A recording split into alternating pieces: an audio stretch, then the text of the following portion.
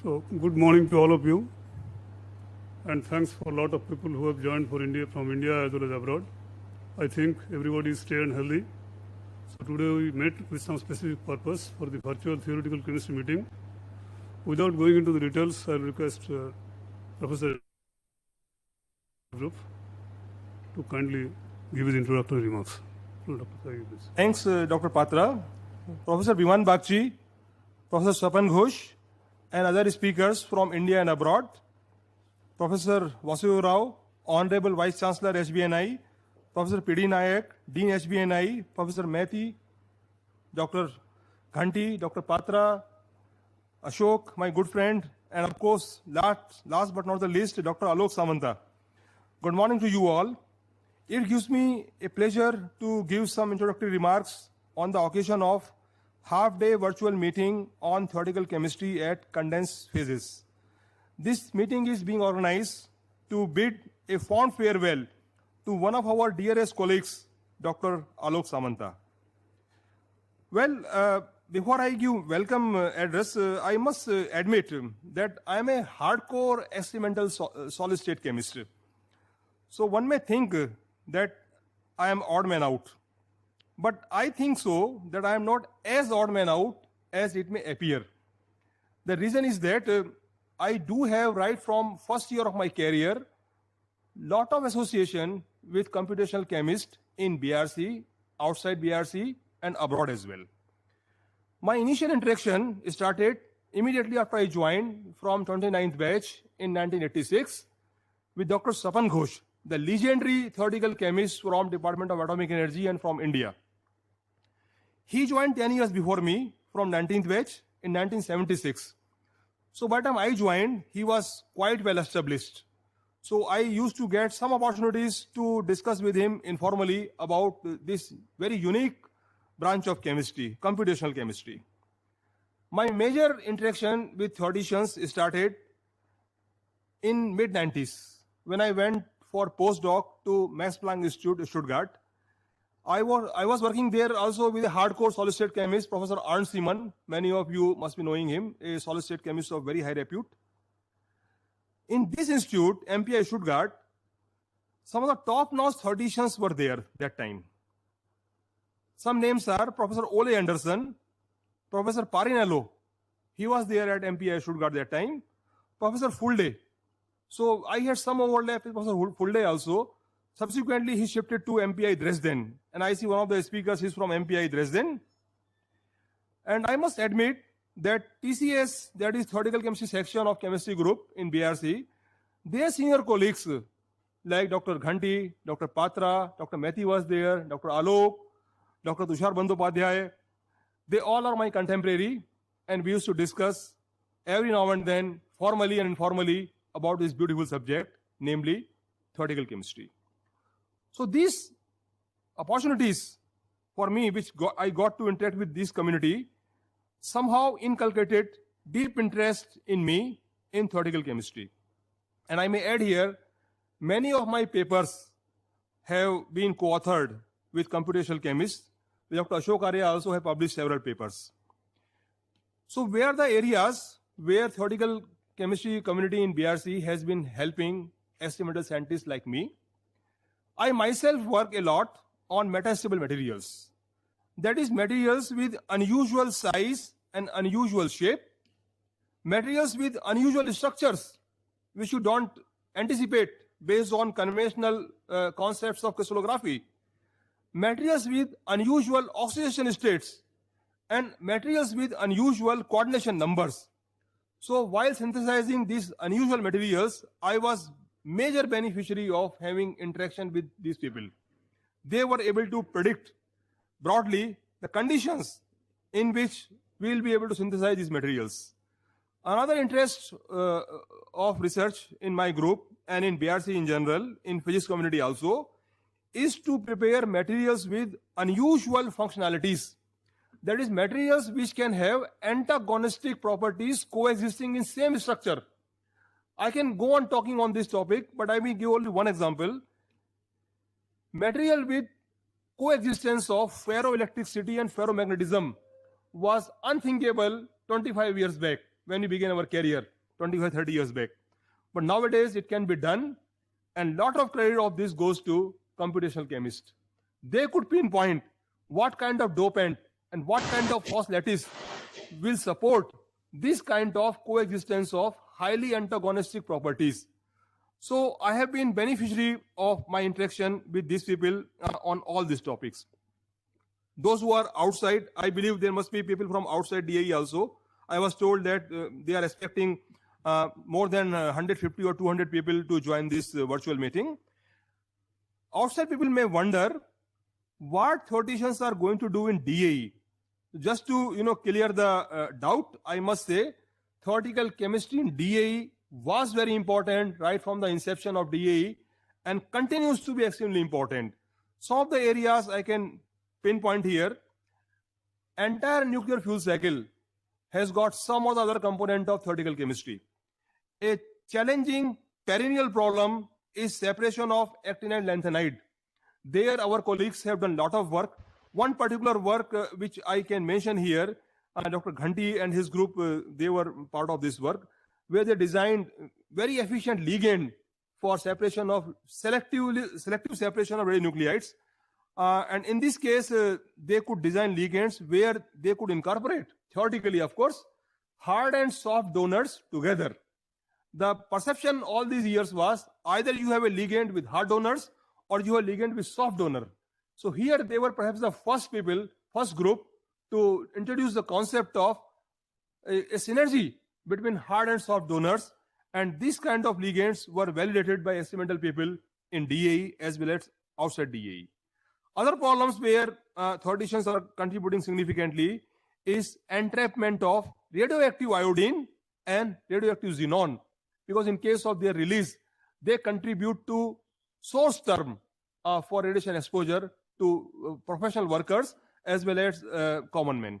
So one has to develop efficient matrices which can trap iodine, xenon. They are all volatile fission products. So in this direction also, a lot of work has been done by computational chemistry community in DAE. There are other areas, somewhat strategic, where people contribute a lot. Those areas probably I will not be discussing as it is an open platform. Other challenging issues are how to separate from low-level waste, that is from large volume, ruthenium-106, technetium-99, antimony-125. These are the radionuclides of very long half-lives. So again, a lot of work has been done in this direction to design efficient and selective ligands for their separation. Many of you might be knowing now about Bhava Kavach. A colleague of us, Dr. Das Gupta, he was selected for Bhatnagar Award this year on 26th of September, just this Friday. Bhava Kavach has got, they are using super hard materials which are able to stop the penetration of bullets fired by rifles and all that. Here also, a lot of theoretical work has gone into to find out the right combination of super hard materials. So you can see how theoretical chemistry community is contributing significantly to strategic applications like Bhava Kavach, that is the bulletproof jacket. In today's context, it becomes important for me to devote maybe 2 minutes on drug delivery, drug expiry, etc., because now whole world is getting tormented by COVID-19. Entire drug discovery, of course this community knows very well, depends a lot on computational chemistry. If synthesis has to be done for each and every idea, one may have to spend hundreds of years and billions of dollars to this. So theoretical chemistry community always tries to find out the right composition, the right configuration, crystallographic or otherwise molecular configuration, which will have high efficacy for treatment. Drug expiry. In fact, many experimental people think that drug expiries are assigned by experiments. That's not correct. Drug expiry date is always assigned by theory. Most of the organic drugs are metastable and they are effective in particular configuration. So by theoretical computations, people find out this metastable configuration which corresponds to a local free energy minima, how long it is going to take under given condition to jump into global free energy minima. And that's how expiry date is assigned. This all is nothing but computational science. So you can see the remarkable contribution of the community for humankind. Drug targeting, docking studies, which drug is going to doc for a given problem, all this is nothing but computational chemistry. Whether drug targeting, drug delivery is enthalpy driven or entropy driven, all these things are done not by experiments. You cannot do experiments of this kind on human beings. This all is done by computational chemistry. Very important role played by the community.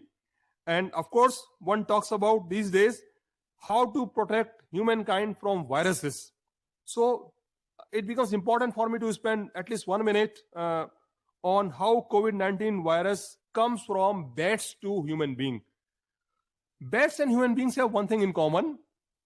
We both have ACE2 receptors. So viruses invade our body with the help of certain receptors. That's why this COVID-19 virus does not attack other animals. It attacks human beings. ACE2 receptor is found in lower tract of our respiratory, lower part of our respiratory tract. So one idea, I read a nice paper, in fact, a couple of months ago during lockdown, that can we block these receptors? And if we block the receptor, then will not be invaded by virus. In this case also, some work has been done in India as well as abroad. People have found certain molecules which are able to block ACE2 receptor. But my own personal perception is that we should not block these receptors permanently, because each receptor, nature has given some specific role. ACE2 receptor is very important to control the blood pressure in human beings. So we should probably block only for the time when pandemic is there. Once pandemic is over, this blocking should be, the blocking should be completely eliminated. So with this in introductory remarks, I will spend a couple of minutes on Dr. Samanta, just to introduce him to you. Dr. Samanta joined BARC from 30th batch of training school in the year 1986. And after completing training school, he started his career under the able guidance of legendary theoretical chemist, Professor Swapan Ghosh, who is joining us online.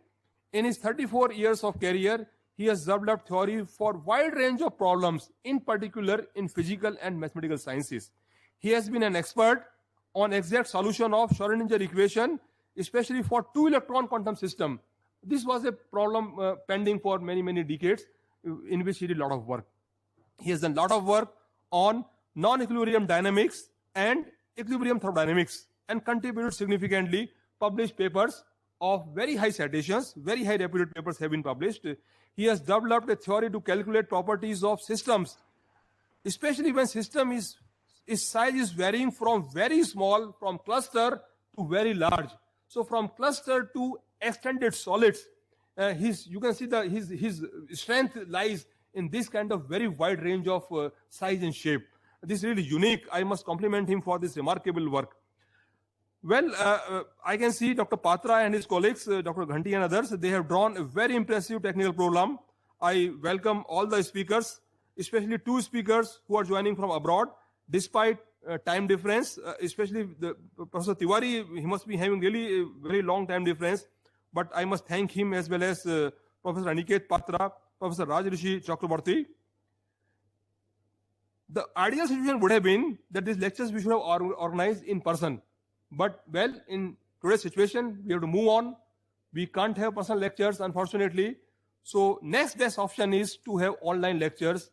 Really, I must thank on such a short notice, they all agreed to deliver lectures.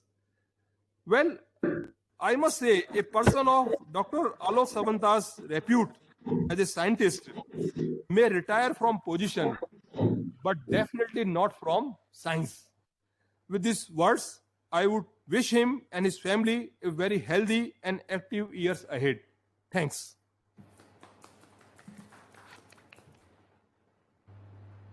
Thank you, Professor Tyagi, for giving introductory remarks. May I request Professor Ghanti to kindly give his welcome address.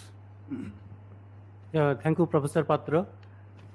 Respectable Professor Vasudev Rao, Vice Chancellor HBNI, Professor P.D. Nayak, Dean HBNI, Associate Dean Professor Maiti, Associate Director Chemistry Group, Professor A.K. Tyagi, my colleagues, including Alok, we fondly call Alok, not Dr. Alok Samanto, Professor Alok Samanto, and from online, Professor Biman Bagchi, Professor Swapan Ghosh, Professor Putim Chattaraj, and my colleagues and others.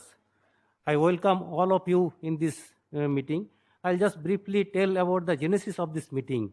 See, originally we have planned to have 4 days conference. Already it was in the month of January or so. We had planned during this time to commemorate this 60th birthday of Dr. Alok Samanto. But because of this pandemic situation, we could not conduct that. So in a shorter version, this is the best possible way, whatever we can do in this situation. So welcome all of you to in this meeting, and speakers also selected in such a way that I will just briefly tell that, as all of you know, Dr. Alok Samanto, he joined with Dr. Sapan Ghosh at BRC when starting his initial career. So one of the speakers is Professor Sapan Ghosh. Then in the last few years, he has guided few students like Dr. Aniket Patro, and with Dr. Pottu's theory also he has a lot of interaction. So that way it is, we have decided that his mentor as well as his mentees, so all of them should speak. Apart from that, we have eminent speakers, Professor Biman Bagchi and Professor Rajasri Chakraborty, those whose research interests are in line with Professor Alok Samanto's research interests. So this way, half-day meeting very briefly we have tried to organize so that everything should be covered. So without wasting any time, I welcome all of you to join in this meeting and enjoy the lectures. Thank you.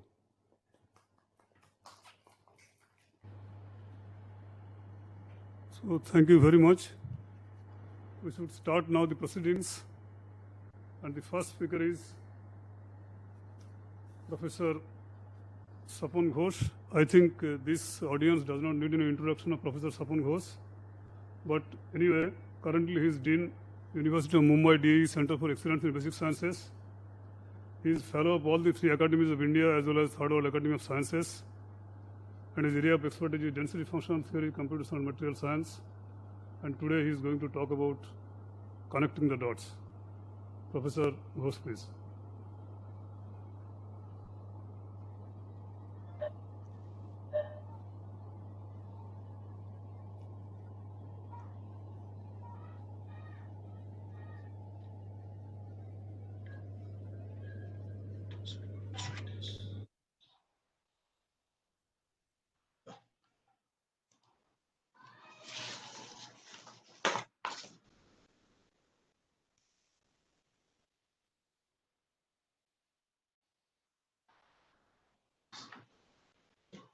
Thank you, Mr. Patra, Professor Tagi, Professor Tapan, and some of my friends are there, Biman, Pratim, Gaur, and several others, and also the other speakers and other dignitaries. It's really a great honor for me to be a speaker in this forum. Alok Samanta, we are celebrating the 60th birthday. I mean, I can't imagine that he's 60 now, because it seems that he joined just some days back. Anyway, that happens with everybody. So the title of the talk is Connecting the Dots. The phrase, this talk, of course, I'll dedicate to Professor Alok Samanta on his 60th birthday. Now, the phrase connecting the dots can be used as a metaphor, basically, to illustrate an ability to associate one idea with another, to find the big picture or salient feature in a mass of data. The history of scientific development in an area of research, for example, so one can connect the milestones, gives idea about how ideas are generated, and the emergence of new ideas leading to scientific achievements in the life of a scientist, the starting point, then change in the research areas, how one idea leads to another, and finally what is the final product. So basically the initial value problem is converted to boundary value. So connecting the dots also leads to a path, basically trajectory, in which space knowledge space, maybe career space, maybe scholarliness space, human quality space, so many variables. What determines the path? Is there a least action principle? Is there a maximum entropy principle, maximum caliber principle, minimum entropy production principle, principle of least resistance, or maximum benefit principle? So connecting the dots very often supports the innovation. It enables new discoveries. Of course, breakthroughs can come through eureka moments. For example, this pattern recognition. Basically, when you connect the dots, you basically do a pattern recognition, and the whole machine learning is based on that.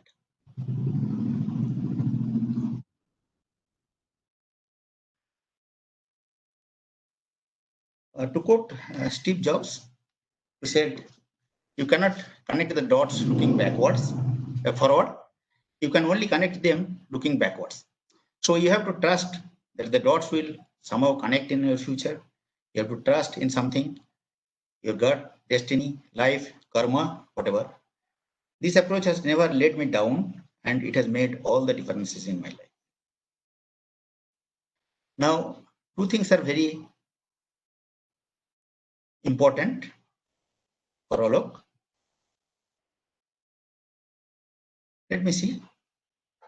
One is, of course, his extraordinary human being, and other is his extraordinary academician. Let me see go through the journey of Alok Samanta, reliving through the years. His early years was spent in a village in Midnapur district, West Bengal. He went to a village school, then Midnapur College, then IIT Kharagpur, and then he joined BRC Training School in 1986. So I had the opportunity to interact with him, and very soon I found out that he's deeply interested in mathematics. He's exceptional as a person. He didn't need anything to be happy. Happiness was his nature. I immediately realized that this boy is really exceptional and he must be nurtured properly. So I shared this knowledge with two persons of BRC, both well known for their vision, wisdom, and helpfulness. One is Dr. C. Manohar and other is Dr. R. M. Iyer. I requested them if Alok can be nurtured properly. Both of them agreed and arranged to give me that responsibility. I must admit that I was fortunate to have Alok as a colleague, very dear colleague, very dear friend, very helpful to everybody, and much more than a younger brother. And thereafter, he had consistent success. Some of the extraordinary attributes of Alok is an amazing human being, always helpful. For people who know him, saying that I have not been helped by Alok is really incorrect. And he does it without exception, without showing off, very silently. He's an extraordinary academician, highly original in his thinking. He works for solving some worthwhile problem all the time. Now, let us see. The initial condition was that Alok was interested in quantum system. So that time, in quantum system, that was the time where density functional theory, which uses density, electron density as the basic variable, was just crossed teenage, was just 20 years old. So in that, the very important thing was how to take care of the electron correlation. So that problem he attacked, and he considered a system with exact solution and derived some expressions for the correlation energy and correlation potential. Then from quantum systems, small system, from nano systems, he went to bulk systems. So the growth is a quantum domain. From small clusters, solvated ions, try to predict the solvation energy and many other quantities of the ion solvated in bulk. And also he considered bulk to nano confinement effect. That was, of course, using classical methods. Then he became interested in dynamics in condensed phase, barrier crossing process, diffusion phenomena. He did using some classical DFT type of. Hello? Yeah. And then he developed a DFT in parameter space by extending the work of Zwanzig to reactive systems. He considered electron transfer reaction and answered some of the questions like effect of the excitation wavelength and so on. So as you know that when he started, theory and modeling, we all know that it is basically systems and phenomena. What deals with systems means molecules and materials. Phenomena means it can be chemical, physical, or biological. Molecules, materials, everything is basically different nuclei bonded together by the electron glue. And this phenomena means these are all transition from one spatial configuration of atoms to another. This can be spontaneous, driven by fluctuations, or it can be external stimulus-driven response. Now, modeling is very complex because there is a large number of variables involved, and that is what is called many-body free problem. This complexity, large number of variables in many-body problem, in case of quantum mechanics, because he has worked on both. So he has worked in the wave function. Wave function is, of course, depending on so many variables. Distribution function is also dependent on so many variables. And also there are many length scales, hierarchical nature of scales inherent in all materials. So for understanding a property on a given length and time scales, it is crucial to understand and simulate the properties at shorter length scales, length and time scales. Remedy is alternative simpler route, possibility of using density. Density is obtained by integrating out many variables from the distribution function. There's a few variables defined all length scales. Density leads to unified approaches. Now, if you first work on density functional theory, correlation effect. So let me go through that quickly. In density functional theory, the total energy is written in terms of some functional which is called F rho, which is universal in nature. What is meant by universal is it does not depend on which system it is. Okay, so expression should be the same. So therefore, if you can find out this universal functional, part of it is the correlation functional for any system that can be used for some other system. So that was the logic behind his work. So he found out one such system exactly solvable two part. For that, of course, you have to solve exactly. He considered Hooke's atom. That means two electrons subjected to, bound by not a nucleus, but a center with harmonic oscillator potential. So that correlation he studied for the two particle by exactly solving this. These are details of the solutions, okay? Details of the plots, correlation energy, and also the important thing is the very within 2 years of his publication of this paper, a Nobel laureate, Herzberg, got a chemistry Nobel Prize in 1986. He took up that work, and based on that, he developed some density functionals and dimensional renormalization. Of course, he did much more than that. Okay, and that was really a great encouragement for a youngster like Olo. And he studied further, study of correlation effects, correlation energies, and he came out with some solutions. Okay, and also number of particle dependence, etc. Now, after that, he of course didn't stay in that for a long time. He considered nano. He went from nano to bulk. So micro solvation. That means a ion when it solvates with 1 water, 2 water, 3 water, 4 water, and when it solvates in bulk water, how these two are related. So various quantities like ionization potential, detachment energy, solvation energy, dielectric constant, etc. These, of course, he has done with many other colleagues together. I'm not telling everybody's name. So they made a major contribution in that.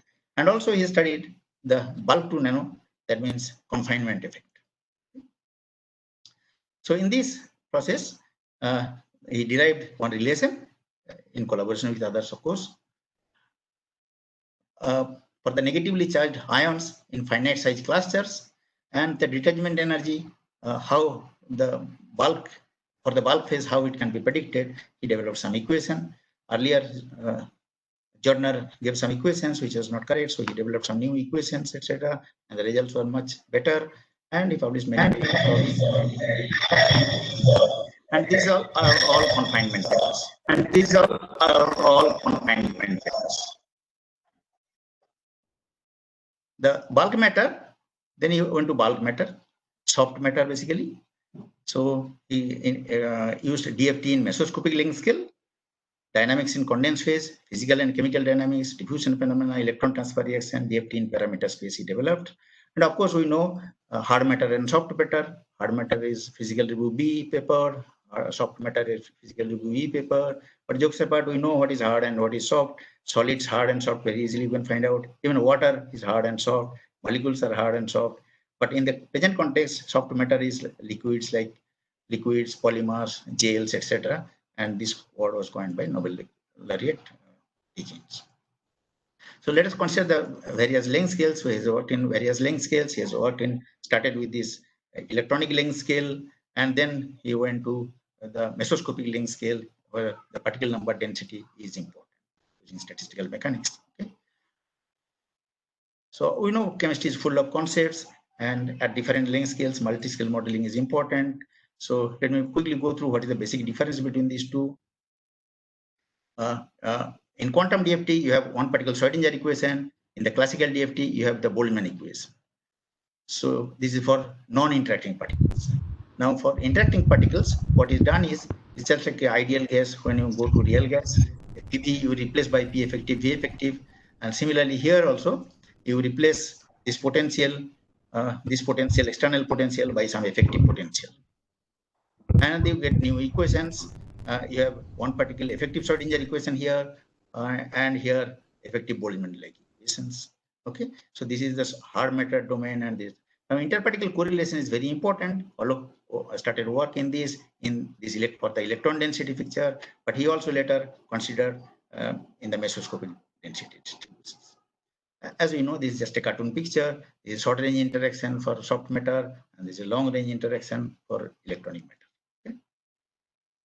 Then he went to these densities. The density that we refer is electron density, particle number density, etc. But one may also consider the probability distribution P of gamma T, denoting the probability of any microscopic phase space variable A, in general multidimensional, constant to have a value gamma. For example, one can have a probability EET for a system to have energy E at time T and have an energy diffusion equation. He considered this. So this we call it parameter density. So three windows. Of course, but viewing materials at different length scales is our own. So one must connect all these length scales, and he did connect these two, electronic length scale and atomistic length scales. These are also connected by Carr and Parinello, and three people got the Nobel Prize for this, bridging these length scales, multi-scale modeling. As we all know, development of multi-scale models for complex chemical systems.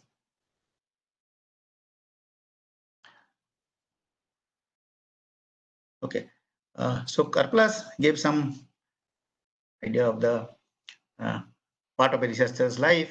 When Karplus first did this work, he submitted in Nature, submitted the paper, which received excellent reviews, and came back with a rejection letter stating that because there was no experimental evidence to support our results, it was not certain that the conclusions were correct. This was his first experience with Nature, and with the difficulty of publishing theoretical results related to biology, particularly high impact journals. So based on that, Karplus gives theoretician's life. If theory agrees with experiment, it is not interesting because the result is already known. Whereas if one is making a prediction, then it is not publishable because there is no evidence that the prediction is correct. Professor Tagir take it very lightly. Okay, density functional theory. This is quantum systems and classical systems. Now we'll go to the parameter space density functional theory, which Olog has developed. And he has considered many things like physical and chemical dynamics, barrier crossing process. He used delocalized sink and obtained an exact solution for that by discretizing, and the singularities he removed by subtracting the equilibrium part. He extended Zhovanjik theory to reactive systems and developed a new kinetic equation in parameter space, electron transfer reactions, diffusion phenomena, and derived equations, and connected to entropy. how diffusion is related to the entropy. Okay, these things are started very early in 1928, for example, time-dependent density functional theory and this Debye-Uckel theory, which were forerunners of density functional theory, started very early. So in diffusion, he developed some universal scaling laws of diffusion and entropy. Okay, so GR, using the radial distribution function, he considered that diffusion obeys scale diffusivity obeys a very simple relation, linear plot against entropy. Then he has done, I already mentioned, the exact evaluation of diffusion dynamics in a potential well with a general delocalized sink. These are the details of the work, and he obtained the rate constants. He continued this with other potentials like piecewise linear potential well, then many other was. He also considered proton transfer reactions and deuterium isotope effects, which are very important. That time we were in heavy water division, and it was very important that isotope effects, deuterium isotope effects we study. So one student joined, Aniket Patra, who is also a speaker now, is not a student anymore, mapping the reaction dynamics in Dirichlet space onto a reaction coordinate space, a first principle based theory. And then finally, he considered optically controlled electron transfer kinetics and solvation dynamics, effect of condensed states. And basically, the problem is dynamics of photochemical auto-induced processes. When a molecule is excited, how does the molecule adjust to the new environment and enjoy the journey? Of course, Professor Biman Bagchi is an expert in this area of research, and many others. Solvation dynamics and electron transfer reactions.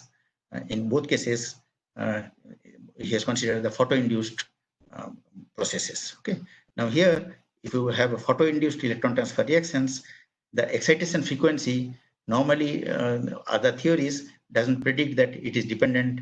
The rate of electron transfer reactions is dependent on the excitation frequency.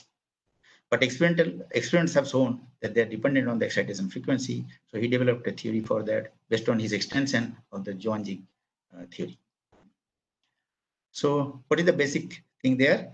Basic thing is that he defines a simple quantity like P of E is equal to the phase-space distribution function, and then using a delta function, that energy Hamiltonian and minus E delta function. So there you get a distribution function of E.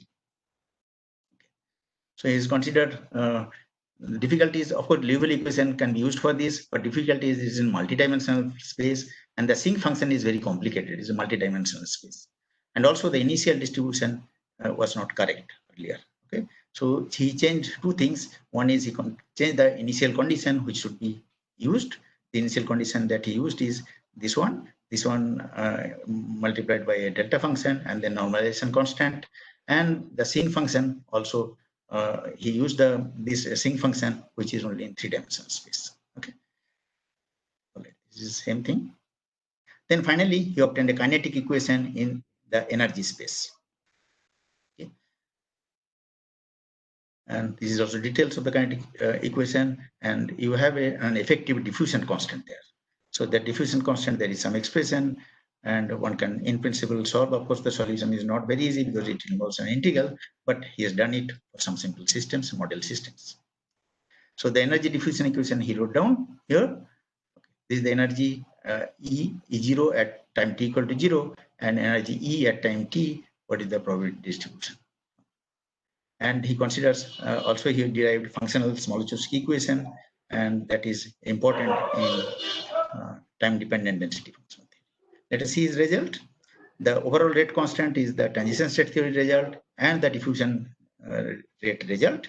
And this quantity is dependent on some integral which comes in the denominator, and the integral is from 0 to h nu. So that means the excitation frequency is appearing through this kd, and that's how overall rate constant is dependent on the excitation frequency. So this is a recent work on that, a new kinetic equation has been solved for enharmonic oscillator potential energy surface, and with selected values of parameters, and the results on PT and ST are plotted and compared with the experimental results. Okay, so these are the results for some suitable parameters, and these are in micelles, reverse micelle. Experiments are done in reverse micelles, and these are probability distribution, and this is the solvation time correlation function. Okay, and these are the excitation energy dependence. These dots are all experimental results, and curves are theoretical results, and they match quite well. Okay. So let me, time is almost over. Okay. So let me summarize. So he has developed chemistry, he has studied chemistry at across the length scales, concept of density at different length scales, for quantum systems initially, then up to for soft matter, and density functional theory for electrons, that is the electron density, then mesoscopic density functional theory, where the probability of finding the system at a point R at time t is considered. Then you consider soft matter, and dynamical phenomena like diffusion, electron transfer, etc. are used by him. Okay, so I started with this. So connecting the dots, there are various dots here, these 4 important dots, and in that there are many sub dots. Okay.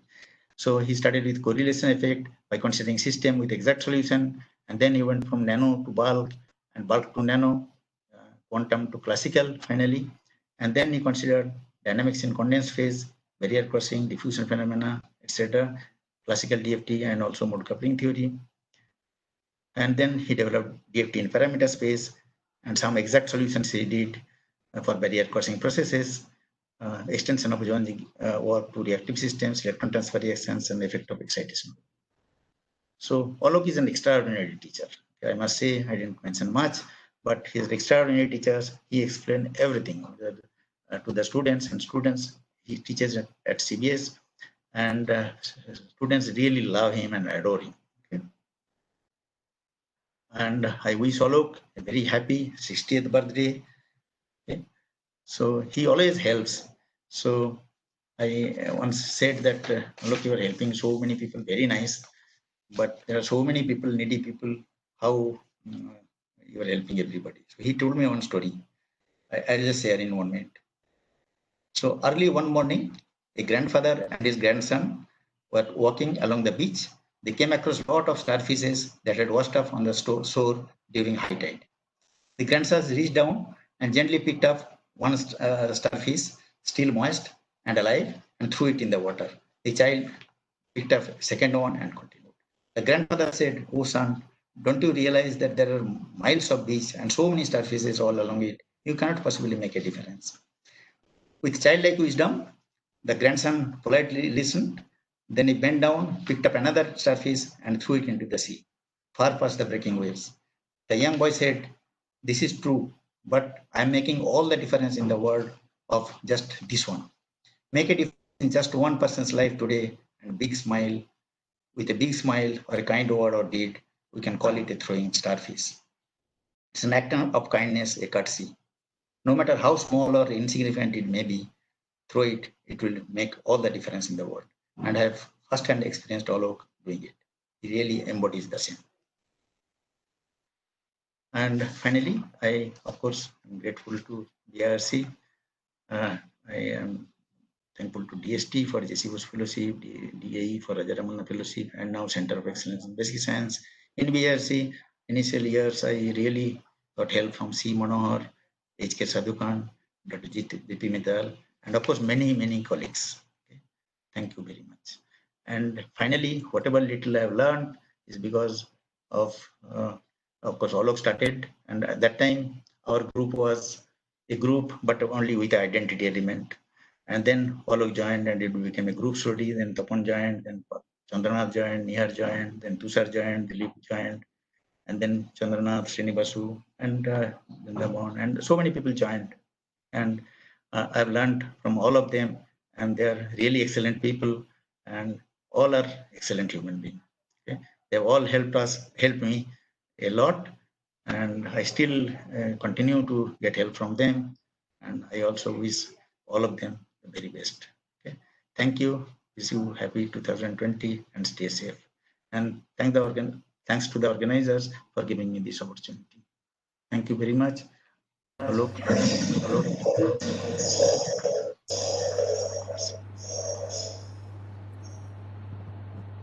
Thank you, Professor Ghosh, for an excellent lecture. It's wonderful to listen to you for such a long time. I think the audience may be ready for discussion or clarification, but I would like to tell the audience that because of paucity of time, we are not taking any question or clarification. And you are interested in having a question or clarification, can write to Professor Ghosh at saponkghosh@gmail.com or sapon.ghosh@cbs.ac.in. Thank you, Sapanda, once again. Thank you very much. So our next speaker is Dr. Aniket Patra. He is currently a postdoc at Max Planck Institute for the Physics of Complex System. He has a PhD from Rutgers University, New Jersey. And his interests are far from equilibrium system and fractional quantum Hall physics. Aniket has come a number of times to BRC and spent a lot of time with Professor Samanta in discussion and also in research work. So his title is Driven Dissipative Dynamics of Atomic Ensemble. Professor Patra, please. Okay, thank you very much, all the organizers for giving me this nice opportunity. Can you see my screen? Sure. Okay. Yes. Okay. Good. So I will. Okay. So let me begin then. So the title of the talk is Driven Dissipative Dynamics of Coupled Atomic Clocks. And this was work done at Rutgers University. Now, I would have been better off calling it a driven dissipative dynamics of coupled atomic clocks and implementation of AKS principles. And what I mean by this is that by AKS principle, I of course mean that, this is a principle eponymous to our beloved Professor Alok Kumar Samanta. And what I mean by this is that, or rather what I was taught in the summer of 2010 in Bhabha Atomic Research Center while working with Professor Samanta and Professor Ghosh is that there are no, all the questions are equally important. There are no stupid questions. So if we give importance to all the questions equally, at least we will learn something non-trivial. And in the best case scenario, we will come up with something which was not known to anyone before. And one prime example of this principle is that the paper that I published, the one that Professor Ghosh showed, where we extended this work of Zwanzig for non-conservative systems. And essentially it was, the paper is the answer to a homework problem, like a homework problem that Professor Samanta gave to me to solve, and then I tried to solve it, and then it led to a publication. Now, fast forward 5 more years, that is in 2015 when I was at Rutgers University. Similarly, I had I was working on quantum integrability then, but for some reason, my advisor told me to, my advisor Emil Yuzbashian told me to work on something else. And I was looking into this, I was looking into quantum optics at that point. And I found out that the master equation that describes the driven dissipative dynamics of coupled atomic clocks, that is similar to the master equation that appears in the dynamics of this excitant polariton condensates inside a semiconductor microcavity. Now, this semiconductor excitant polariton dynamics and driven dissipative dynamics of atomic clocks, they have existed parallelly, and nobody had ever really compared the physics of these two things. And because of in the excitant polariton community, it was known that the dynamics eventually leads to chaos, but no such thing was reported for driven dissipative dynamics, and that was kind of curious. And so out of this curiosity, essentially I started looking into this system, and eventually we found out that no, indeed, in these kind of systems also one has chaos, and not only do they have chaos, we also end up with something called synchronized chaos. And this is exactly what I'm going to explain. So, okay, now with that lengthy introduction, let me go into the, okay. So the buzzwords, the main two things that one needs to pay attention to for this talk is Z2 symmetry and chaotic synchronization. Okay, now what is synchronization? Synchronization, this is a very fascinating classical phenomenon, was observed by Christian Huygens in the 17th century, essentially. And what it is that the opposite swings of the pendulums of same length, permitting small experimental errors, they coincide. And so this is the experimental setup where you have two pendulum clocks and you hang them from a beam supported by two chairs like this. And this is like original drawing by Huygens. And he identified that the reason was essentially the imperceptible motion of the beam.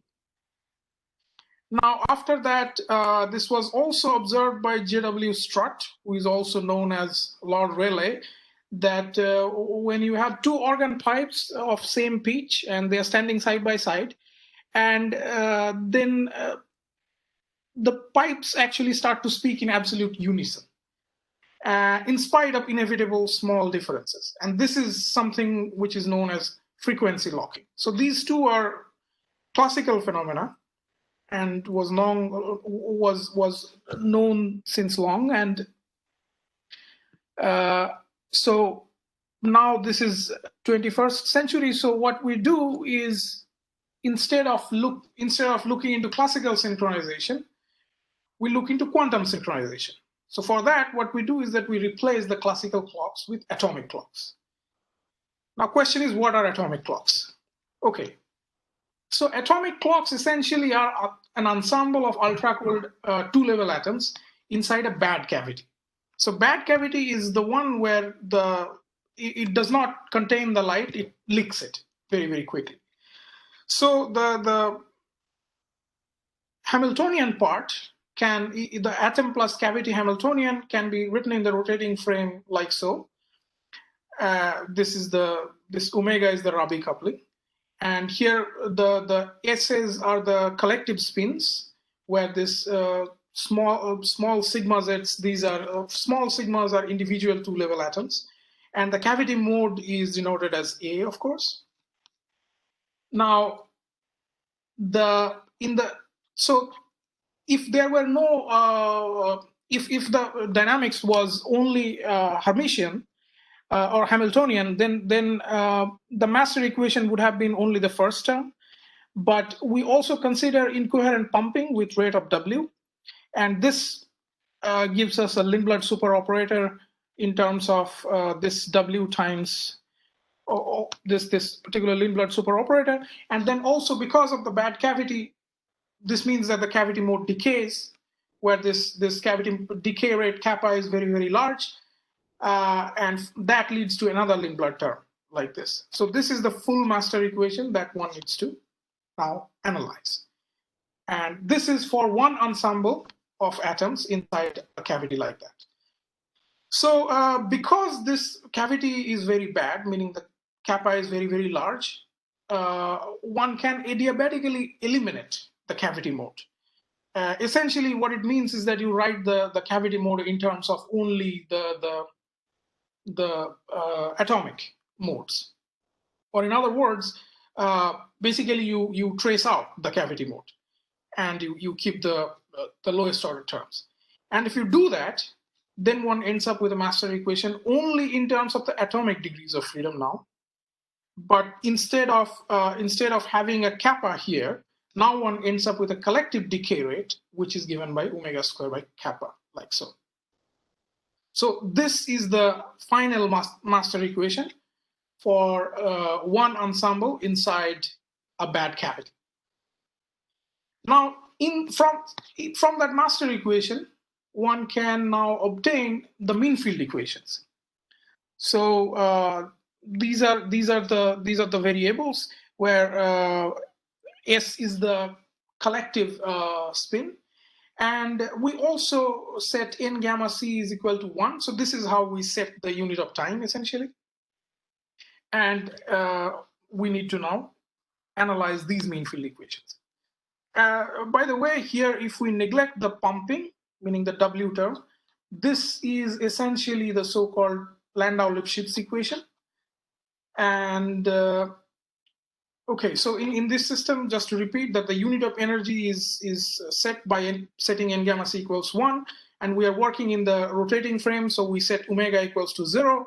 So in this phase diagram, then we end up with only one parameter, which is this capital W. And if you analyze the phase diagram, if you analyze the asymptotic states, what we have now is that we have two phases. So when W is less than 1, then we have macroscopic population of the cavity mode, and when W is more than 1, then there is no macroscopic population. So this is the phase where you have so-called superradiance. And because you have superradiance, the intensity is proportional to n square, and that leads to an ultra-stable sub-millihertz line width optical laser with very high quality factor, which is the order of 10 to the 18. And because of this particular laser, one can now accurately measure the frequencies, which will lead to accurate time measurement. Hence, this system is called an atomic clock. So this is why that particular system is called an atomic clock. Okay. Now the question, I go back to the question, which is, can these atomic clocks synchronize? But I have to also explain what we mean by synchronize. But before going to that, let me explain the experimental system. So just try to compare this with those two pendulum clocks hanging from a beam supported by two chairs. Here what we do is that we have two ensembles, and they are separated. They're kept inside two separate atomic clocks, and they have like each of them have two level atoms. Now these two level atoms have different level spacing, and this level spacing can be monitored using separate lasers.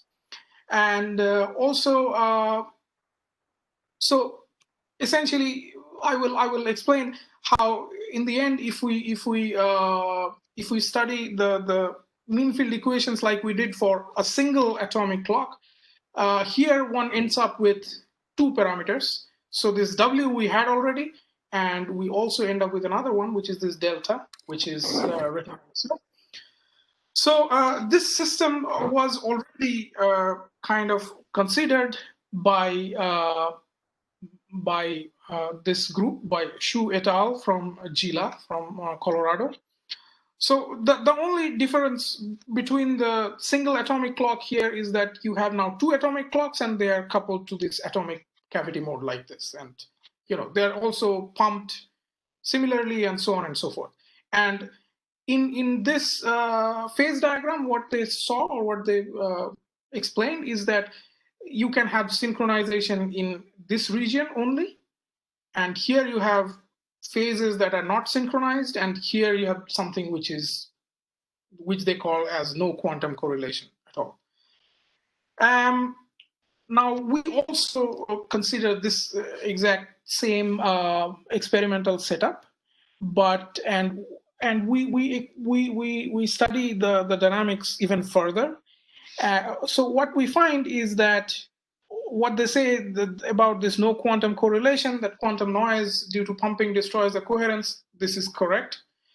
Then where they say that unsynchronized, this phase where they say that the coherent coupling is not sufficient to overcome relative precession, arising from detuning, this is actually not correct. So you do have some sort of synchronization here.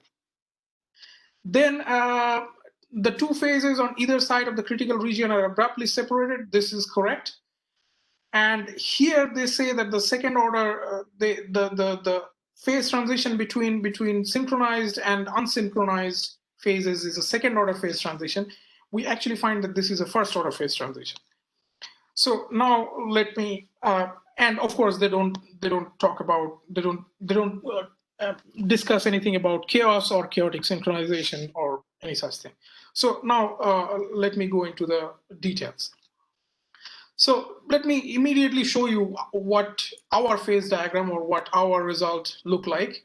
So what we have is appearance, disappearance, and restoration of synchronization. So when we say that the synchronization has disappeared, that is only when one has chaos, essentially. So you see, we have denoted all the phases. Now the phase number 1 is the normal phase where one has no radiation. This is the no quantum correlation scenario in Su's case. And then in number 2, the situation, this phase we call as monochromatic superradiance. And in number 3, what we have is called an amplitude modulated superradiance. Now there are different types of amplitude modulated superradiance. The first type is the symmetric limit cycles. I will explain what I mean by symmetry afterwards. Then one has symmetry broken limit cycle, which is inside this yellow region. Then we also have chaos, which is this orange regions, and we have synchronized chaos, which are concentrated in these red regions. Okay, so just to compare our phase diagram with the phase diagram that was obtained earlier, you can see that we obtained this phase 1 and 2 correctly. However, there are more details in between the synchronized and unsynchronized phases, which we show here. And of course, this unsynchronized phase we analyzed in way more detail. So to reiterate, Xu et al. Only obtained the steady state solutions, the ones that are equivalent to the one ensemble case. And this normal phase that we obtain is essentially the same as no quantum correlation. And what they call to be synchronization is what we call as monochromatic superradiance. So just to make the connection with the one ensemble case or the earlier atomic clock case. Now again, can atomic clock synchronize? The answer is yes. Now, what do I mean by synchronization? Remember, the single atomic clock was described by one spin, one large spin. And in terms of, so 2 atomic clocks will now be described in terms of 2 large spins. And when they synchronize, the spins have this particular relations between each other. So the A spin is related to the B spin. Just to draw an analogy with the antiphase synchronization between 2 classical clocks, you see when you have antiphase synchronization, then the classical clocks are at the opposite apexes at the same time. Here we replace the atomic pendulums with spins and the median, that is this dashed line, with the XZ plane. And then you see why we call why this is analogous in some sense to the classical synchronization that was observed by Huygens. Now, to be, this might seem a little strange at this point, but I will explain why this particular definition of synchronization makes sense when it comes to our particular experimental setup or our equations. So so here again we are considering the mean field dynamics of 2 atomic clocks in a bad cavity, and those equations are given by this. So here tau is A and B; these are the 2 ensembles, and this L here is the total spin, which is SA plus SB. And again, SA and SB are normalized by the number of atoms. Then if you compare it with a single clock, so this was the equation, this was the earlier equation that we studied. so here instead of L, we had S, and we didn't have this tau. So essentially, this is the equation for two-coupled Landau-Lifshitz equation with pumping. And one can immediately see that there is an axial symmetry, which is this particular symmetry. And then we can go to the rotating frame of where the whole frame is rotating with this mean frequency, this omega A plus omega B, and then we can subtract omega A plus omega B from this omega tau, and we end up with these 6 equations. So these are for the A spin and these are for the B spin. Here, curiously, if we substitute, like if we use this particular relation, we see that the equations for A spin actually go into the equation for B spin. And this is a symmetry of this particular, of these mean field equations. And this is the Z2 symmetry. This is similar to a particle hole type symmetry. And the asymptotic solutions of these equations, which are the phases, that might spontaneously break one or both of these symmetries. Now, essentially, our synchronized phase is some phase that has this Z2 symmetry. So this is how we define the, this explains why we gave that particular definition of synchronization. Now, today I'm only going to focus on one particular phase, which is this chaotic synchronization, and I will explain the origin, experimental signature, experimental feasibility, and possible applications. So what is chaos? Chaos is where you have maximum Lyapunov exponent, which is positive. Now, normal chaotic trajectories, which are these orange points,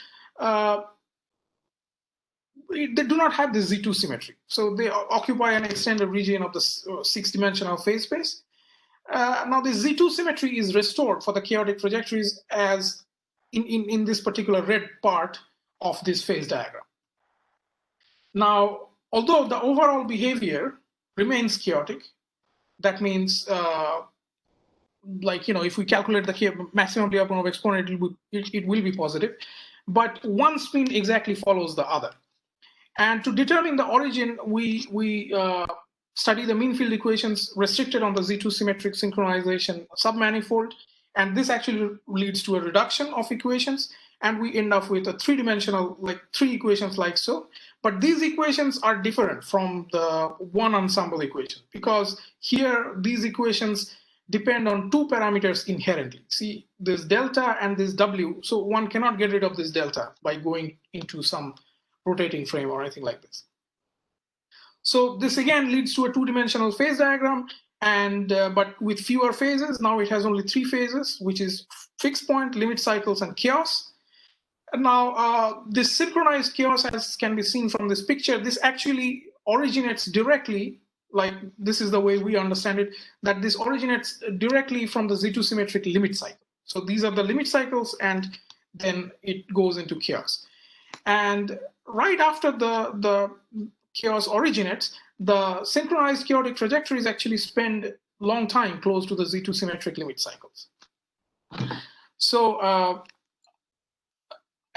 so you can see here, I mean, we are showing 2 close by limit cycles and synchronized chaotic trajectories, and as you can see from the trajectories, they are very close by, and the limit cycle has 0 positive 0 Lyapunov exponent, whereas the chaotic one has synchronized chaotic one has positive. And this is something which is known in the nonlinear dynamics community as tangent bifurcation intermittency. Okay, now just to so this is the full 6-dimensional phase diagram, and this is the 3-dimensional phase diagram. So essentially what we see, so for example, if we are here, the initial conditions also has to obey that particular Z2 symmetry. So if we consider any non-Z2 symmetric initial condition, we see that this synchronized chaos is not actually stable right after right after it originates. And so for example, at like, in the 6D space, if we consider this W and delta, we see quasi-periodicity for non-Z2 symmetric initial conditions.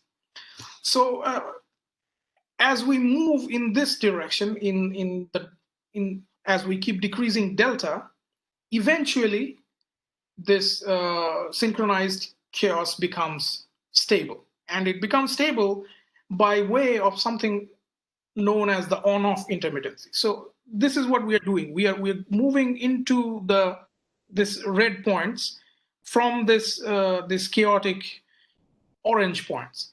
And what happens is that one has chaotic, so you see here I'm subtracting SZA minus SZB. So initially these two spins are synchronized, then there is a chaotic outburst, and then it continues.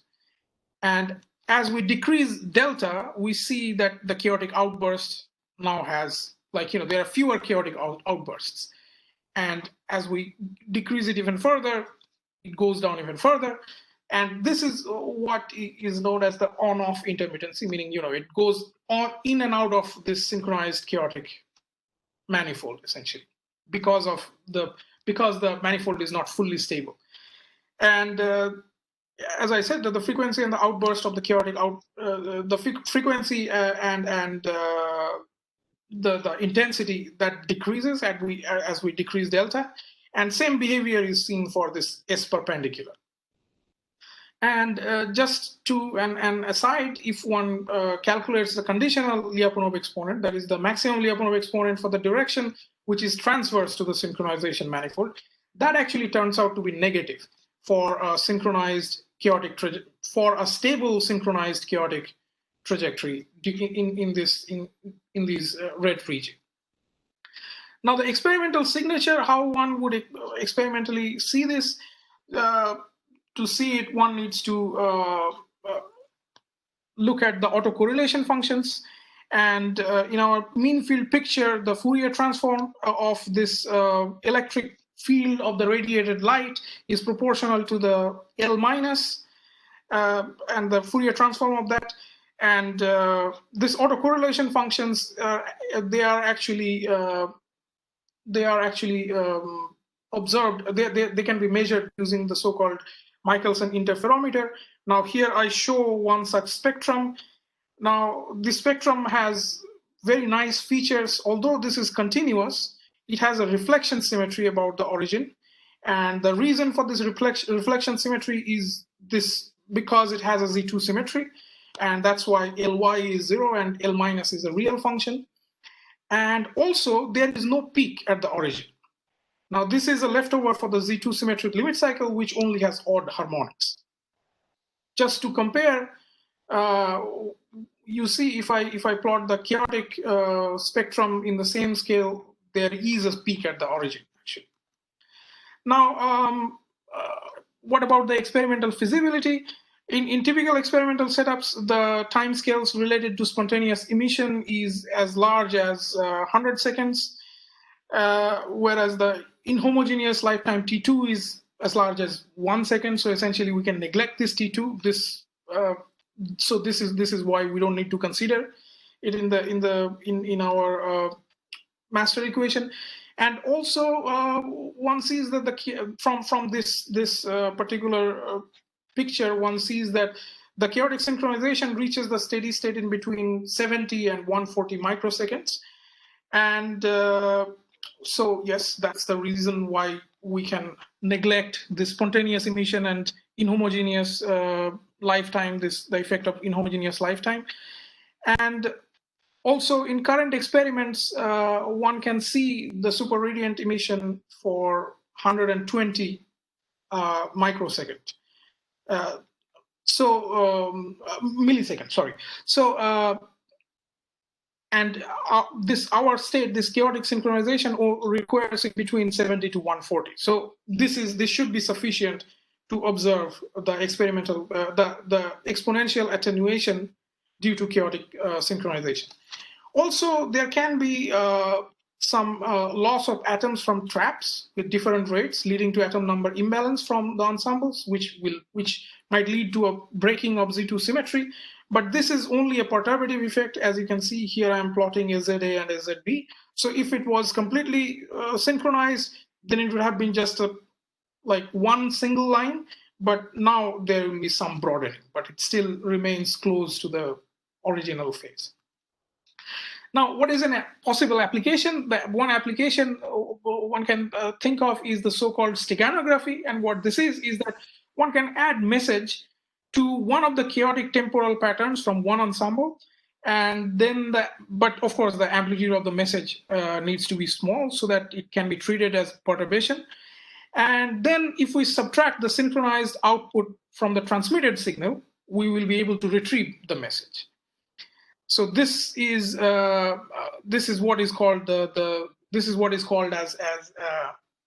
steganography, and so the meaning of steganography is essentially that one need not hide the meaning of the message, but here we are essentially hiding the existence of the message.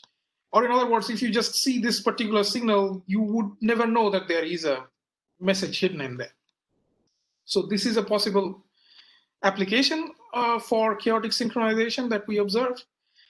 So in conclusion, coupled atomic clocks inside a bad cavity have very rich, for example, very richer than a single atomic clock, very rich non-equilibrium phase diagram. For a significant part of the phase diagram, the spins actually remain synchronized. When we use the term synchronization in a general sense, that includes monochromatic superradiance also.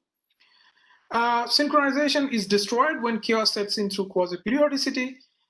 In a finite subregion of the phase diagram, even the chaos is synchronized. That is, although the dynamics of the spins corresponding to the individual clocks are chaotic, one spin follows the other, and it might be possible to utilize synchronized chaos to implement novel cryptographic protocols. And there can be many future directions. First of all, what happens if the cavity is not so bad? In that case, one needs to consider non-Markovian master equation. Also, what happens if we have more than one ensembles? Here we just connect these ensembles with one mode. What happens if we connect it to several such modes, cavity modes? Also, these oscillations that we observe, this has been termed as boundary time crystals. So one needs to explore this direction a little bit further. Also, we only studied the mean field phase diagram. So question is, what happens if we study the full quantum system? The most important question is, can we obtain a dark quantum state that we cannot access by looking at just the mean field dynamics? Now, again, can we have a mixed phase space system as one has in Hamiltonian systems? Also, I just briefly talked about quasi-periodic route to chaos, but the particular mechanism by which this quasi-periodicity goes into chaos, that is not known for our case. For example, is it torus destruction? We don't know. So there are several directions that one can go into, and these are our this is my collaborators, Emil Yuzbashian, who is my PhD advisor, and Boris Altshuler, who is from Columbia University, and these works are in these three papers. And finally, I would conclude by wishing Sarah a very happy birthday. Thank you. Thank you very much.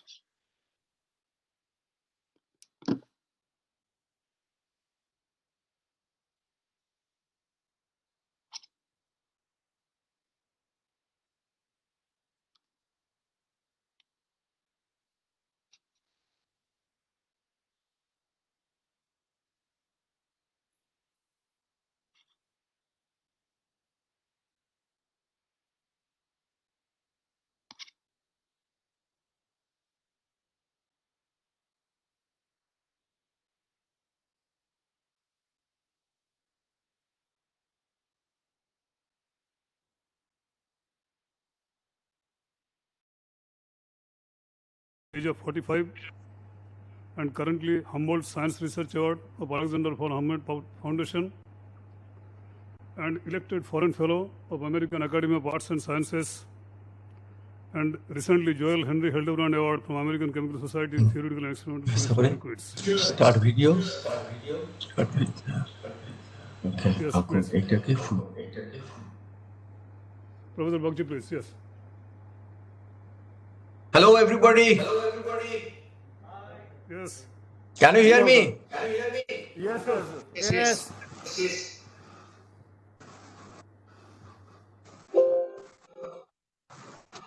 Hello. Are these slides visible? Yes, yes. Everything is visible. Hey, Chandrakaant, how are you? Good, good. There is an echo, but should I start? Sure, sure. Okay. Good morning, everybody. And it's nice to be here among my friends whom I have been many times, and enjoyed the hospitality of, and I am missing that. It would have been a lot more fun to be at Bark. And my congratulations to Alok for quite a, great career over the years, publishing so many nice papers, which we read and enjoyed. We knew that he was a very special person, not just because of science, but also because he's the shyness and the gentleman. That is quite rare, actually. So it is quite a pleasure to give this talk. So I'll now get into it, and I hope Alok likes it. It touches some of the subjects he has worked on. Now, very importantly, I listened part of the last two talks. Too many equations. We are under a lot of stress these days, so many equations under stress is a little bit. So this one will be most phenomena based, much less. There will be some equations here and there. But I'll try to keep it minimum. I hope you like it, because there are a lot of very interesting things that I'll be talking on. Many of these are done in last year or two, and some are a little older. But first I'll talk of diffusion of ions. I don't know whether you guys have Bark, Chandrakaant and Alok seen this talk. I don't know. And then I'll be talking a little bit of hydrophilic force law, which will have connection to the insulin. And then I'll be talking somewhat of nanoconfined water. Both Insulin Diameter and hexamer and nanoconfined water are kind of little bit a year or two old work. We have done more later, which you will see coming out in near future. And I'll have one little thing we are doing, which is dynamics of pandemic speed, the COVID-19. We have one published papers, one to combat, and one more we are writing, one getting reviewed. So to get started, so I want to do one thing that at the very outset, let me tell you what is the difference. Difference is that most of the study that many people have done, I think Bark group probably also, theory group also, probably they have done, I don't know. We did a lot on monoatomic ions. If you can, Castellan, Mood, Glaston, they're full of these monoatomic ions, breakdown of Walden's product, and many other things like that, which you have read in undergraduate physical chemistry. However, there are almost no work on polyatomic ions. We believe that what I'm going to tell you, well, this is a little old, as I told you, 3-4 years old, and the more recent ones, at the end will be some, and more written up.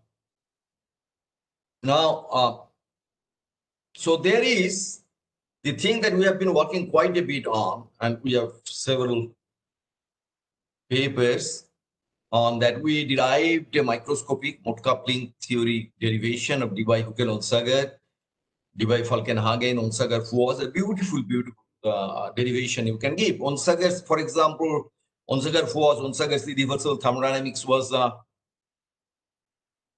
15 pages long derivation, very difficult. But in mode coupling theory, you can derive in 1 page, and it's also very, very, very enlightening. Now, I'll not be talking of that. This I believe I have talked before, but this is the one that kind of the motivation to get into this thing. The motivation was to understand the lambda naught, the very first equation, the lambda naught, and also theta df naught here. So all these terms which are in the limit of zero ionic concentration, where you only have the ion and the solvent. Let's say water. You have ion and the solvent, and you are trying to understand what kind of interaction and what kind of diffusion this ion undergoes. What are the motions? So we know that there is an extra friction that will come, because if I have a potassium or chloride ion, then that interacts with diaphragm of water. So there is a one friction which is just due to collision, that is viscosity, that is called, we call that Stokes friction due to viscosity. But there is the other, what we call dielectric friction, because polar interactions. They're a very well-known thing. First was done by Debye, and then by Onsager, and of course Zwanzig and many other people have worked on it. Onsager again and again went back to this problem. Okay, how do we talk of lambda naught? All right, so this is the left panel. Is that one is very well known. This is called breakdown of Halden's product. I plot product of conductivity, which is nothing but diffusion, into viscosity. Then it should scale as 1 over R ion, which happens for the large ions on the very left, tetraalkyl ammonium, C4, C3, but breaks down dramatically around cesium, rubidium, and then it's way, way off, more than an order or 2 orders of magnitude, smaller conductivity than what is done by Stokes' law. That is well known, and all of us have done a lot of work on that in 1990s and early 2000s. But the one which I'm talking about today is the right panel, where we have done the diffusion, again 1 over R ion at constant viscosity. Now see, there are 2 completely different behavior. One is acetate ion. I want to talk on acetate and nitrate mostly. So acetate and iodate and all these things have one line which agrees with the Stokes-Einstein. But there is one twice faster diffusion, nitrate, chlorate. And that doesn't obey Stokes' law at all. And in fact, instead of becoming less, this is large by a factor of 2. Quite remarkable. Actually, we discovered this thing. This graph is our graph. We plotted it to produce something, a master plot of the kind that exists on the left. Okay, let's go to the physics. Now, a potassium ion, plus ion, moving from a little from the left to right, as shown on your left panel, that is coupled to rotation translation motion of the surrounding dipole molecules, which is water here. So the arrows means rotation, and also arrows means translation. So R is the position of solvent molecule, RV, and omega V is the orientation. So this translation of the potassium ion is coupled to the rotation, and that gives you a friction. Now, on the right, I have got given now a nitrate ion. Now the situation is different, because that the nitrate itself can rotate. So it can not only translate, it can also rotate. That makes the situation completely different. So one extra channel, one mode, solid mode, as we call it, which has nothing in the left other than on the rotation, other than translation. But here this guy can rotate. And what we found, that plays a very important role, and that is not introduced in the Stokes friction or anywhere else. So here it is. So what we found, that rotational motion of nitrate ion have 2 coupled things. One is it coupled to water jump, which is shown on the left panel. There's a large jump of water. At the same time, large jump of nitrate ion. And then one more interesting thing, and then one happens a little later, that's on the right bottom panel. So in one case they're simultaneous, in one case there's a 1 picosecond lag. We found both the two. We call them correlated jump or coupled jump motion. What is really interesting, it is not only nitrate is coupled to water jump or water jump motion, which itself is a relatively new discovery of again Hans 2006 science paper, but I had that in my 2003 written, came out 2005 chemical review. Those things I discussed, but I didn't do the quantitative thing because I was not doing computer simulation those days. Okay, but the other thing is the nitrate, the translation and rotation of nitrate coupled.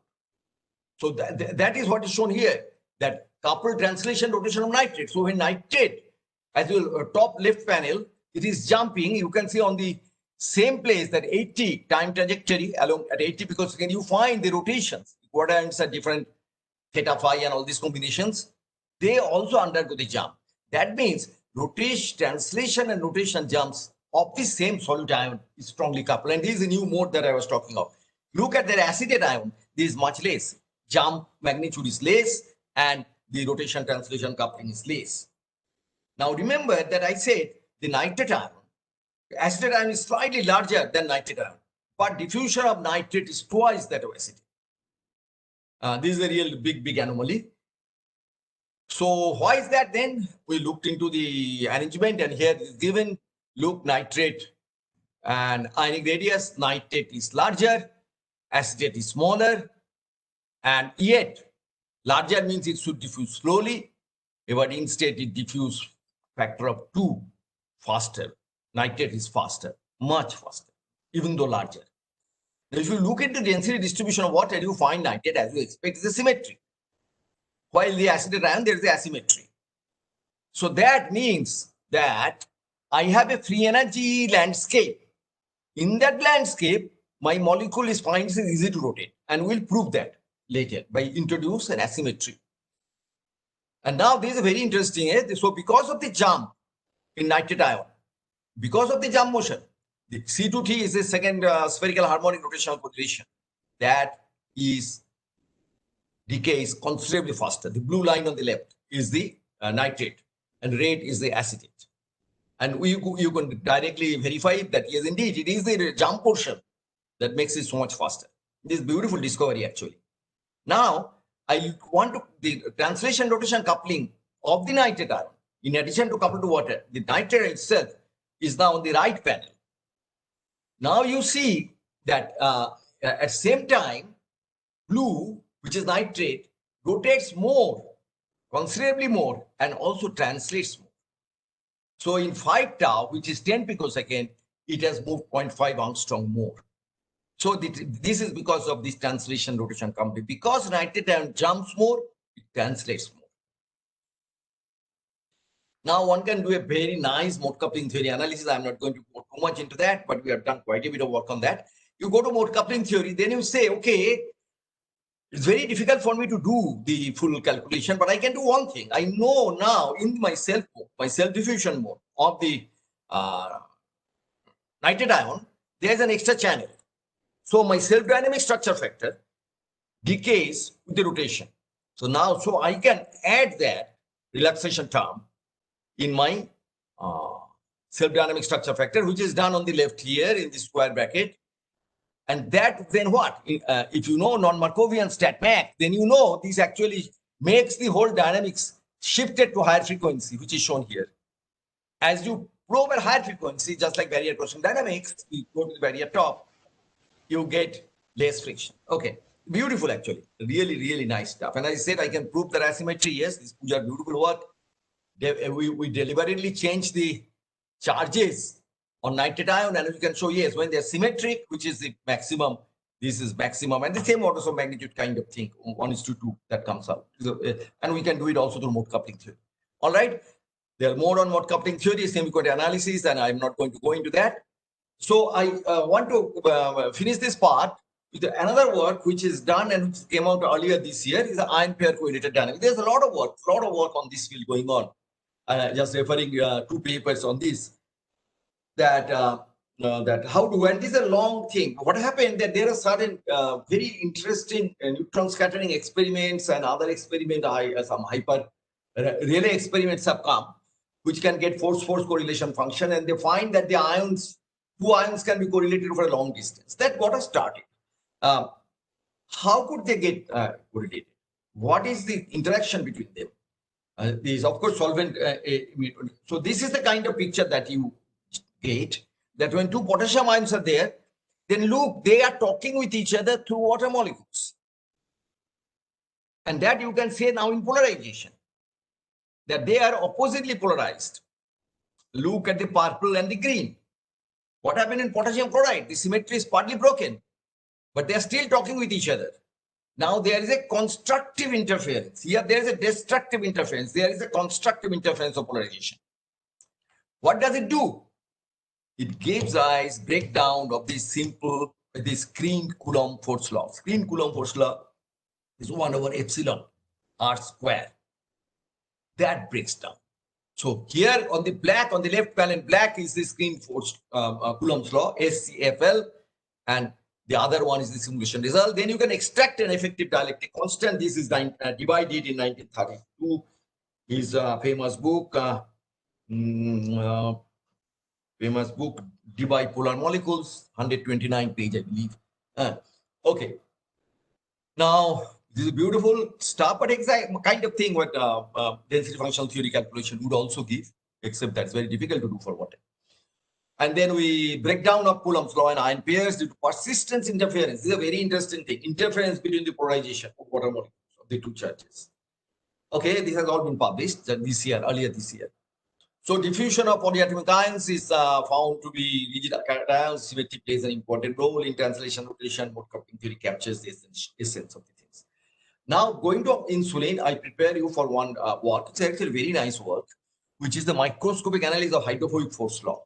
So we took a very simple molecule so that we can do it, called Mercedes-Benz model, which is actually two-dimensional model, and we have the two rods and we have the water molecules, and then we find the drying transition, which is shown on the left. But in the middle, you see there's an intermediate density. There is ordering.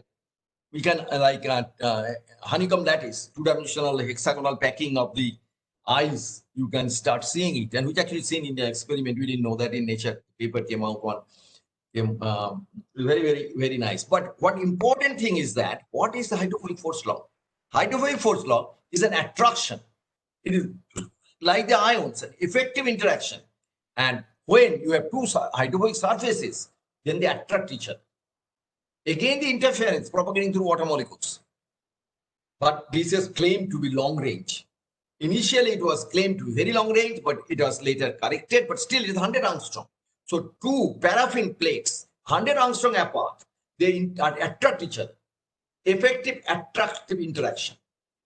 Now this has been argued and has been implicated in the protein folding, early part of the protein folding. We all know that, and we'll be using a little bit of that.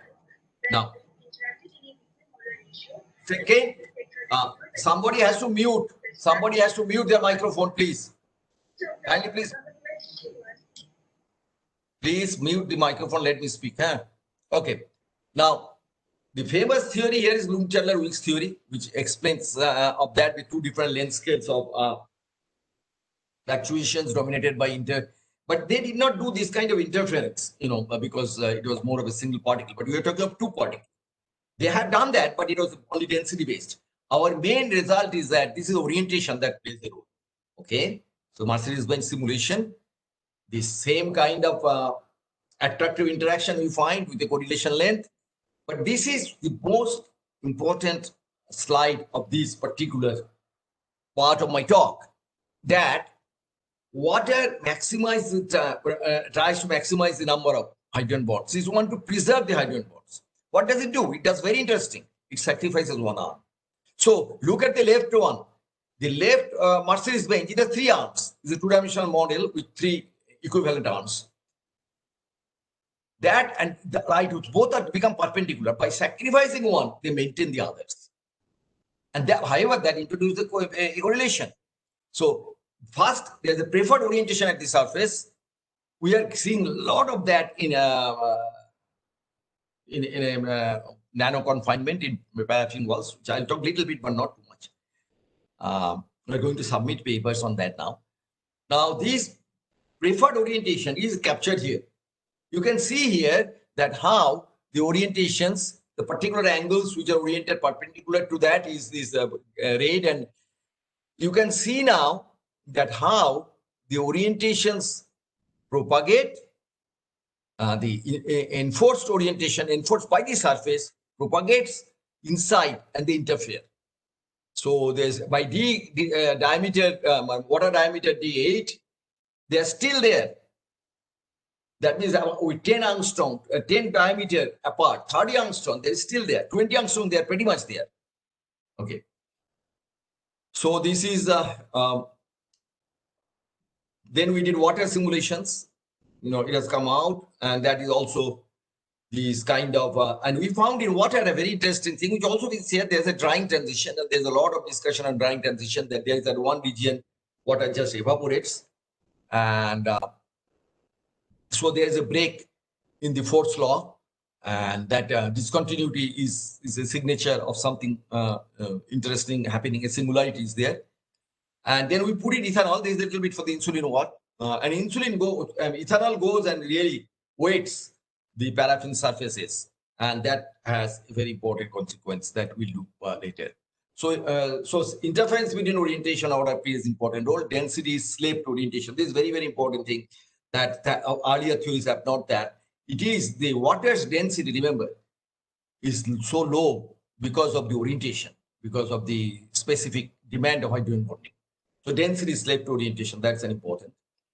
So now is insulin dimer dissociation. This is a work again all published. So insulin, you know, is biologically active as a monomer, as shown on the right panel, but it is stored in a pancreas as hexamer. Coming out of the pancreas, it becomes a dimer. Then dimer has to dissociate to become monomer. So in the next few minutes, I'll talk about the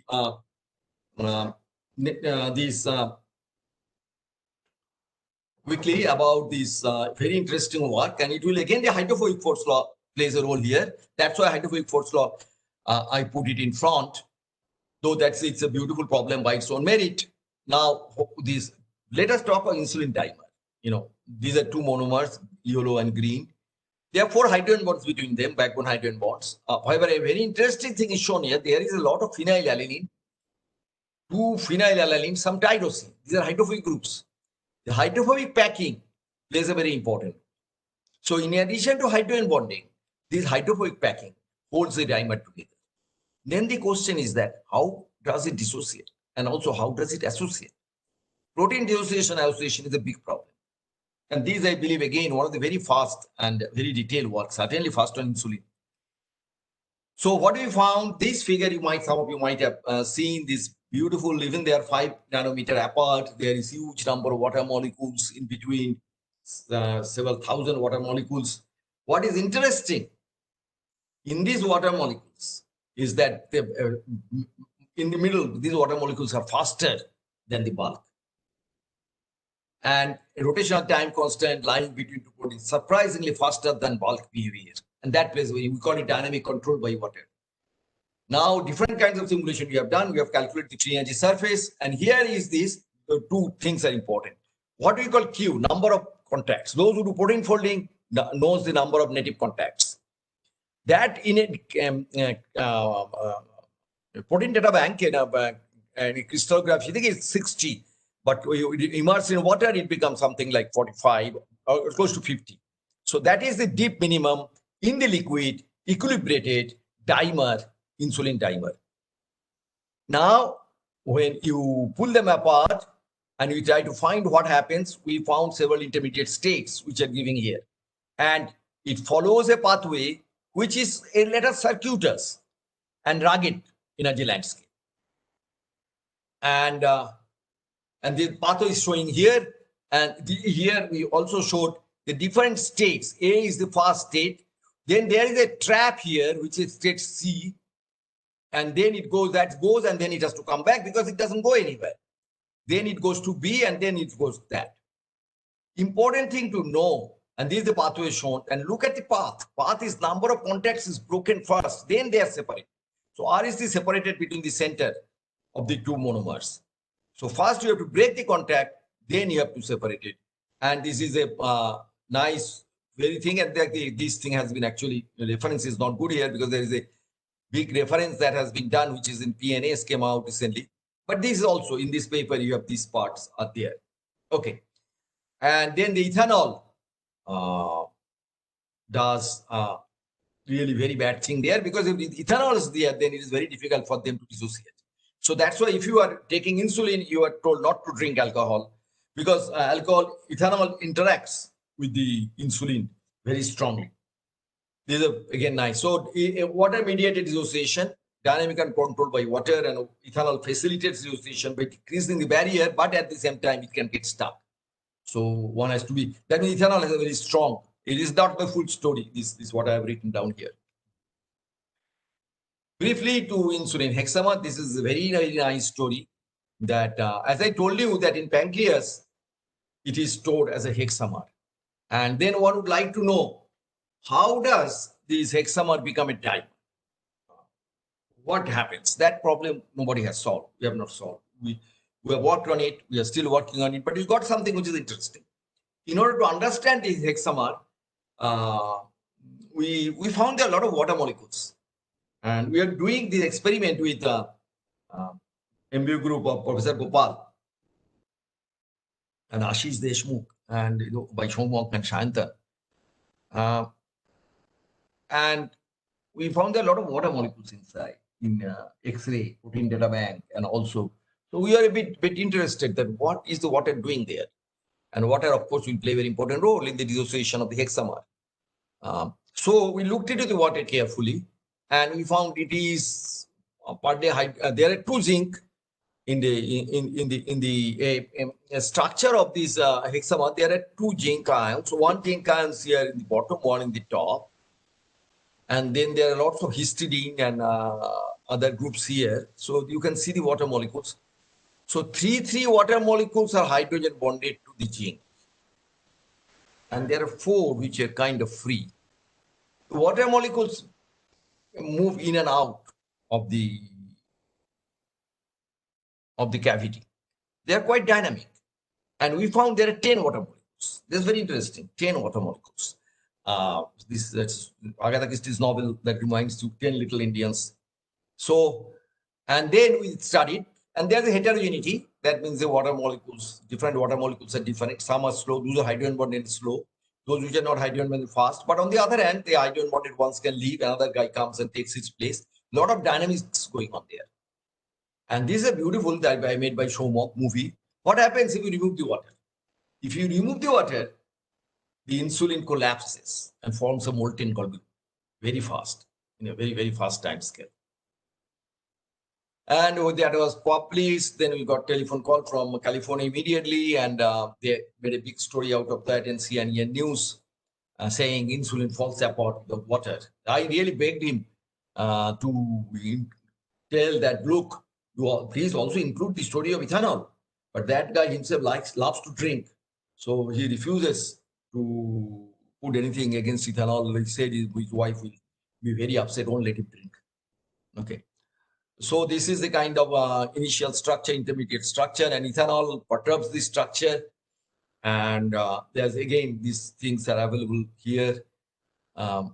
We are writing one more paper forever on that. This is a difficult problem, but ethanol makes this asymmetric, as you can see on the right. And destabilization in the presence of ethanol, and that is a, but you have to understand the destabilization is not really the right word here. They are just, I said about the dimer. They could go to a state where energy is less but stuck. So it is kind of molten globule state it can go into. Okay. So, but basic thing, insulin dissociation, both dimer is controlled greatly and largely by water. So water and the nano confinement, 2 minutes, and I'll show the last COVID-19 our work. I am in the national team of the supermodel building. We are not really going very far because story keeps changing every week, but I want to tell you a little bit of that. But the water is nano confinement is a huge problem, huge number of cases and huge examples. I don't need to go into that. So we did simulation, we did analytical theory, and many things. And what is really interesting is one question that we only think that how does the dielectric constant scale its size? This is extremely important. There are a lot of work on that, and turned out much of almost every work was wrong. That was very interesting. So we did a very careful study by doing Clausius-Mossuti equation, exact equation, and then we could get only to certain amount because we were very large. But then we could extrapolate it, and you can see how strongly water, these are two different models of water, how strongly their system size dependence, very strongly system size dependence, and two different models of surface water interaction. And all these calculations were done with SPCE, whose dielectric constant is about 70. But those calculations were done, here I said periodic boundary condition, which is an approximation, but here it is no approximation. Two different surface inter gives almost the same result, close to 70. And the accepted result is 68. I believe our result is more accurate than the periodic boundary condition. It should be 70, not 68. Interesting thing is here, 1043 does not work well. If I do Stockmeyer, which doesn't have the Heidelberg network, you can see that it is so slowly varying, and well, there is some variation there, but this dielectric constant is less, but very easily we can approach the final result, unlike in water. And their collective dynamics there is beautiful in nano cavity. This is the sphere, as you can see, spherical nano. We have done in carbon nanotube, we have done graphene sheet, but we are not going to talk on that. So there are many other things. Again, the same orientation as I told you in a Mercedes-Benz model, that you can see the alignment, and then the orientation propagates inside. We did a simple model, an Ising model on that, which captures some of these things. We fixed the two-end orientation fixed, and then polarization goes inside. That was done with Rajiv Biswas.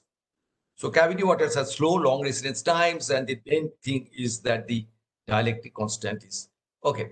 The dynamics of infections, this is spread. This is the last one. I have 1 minute.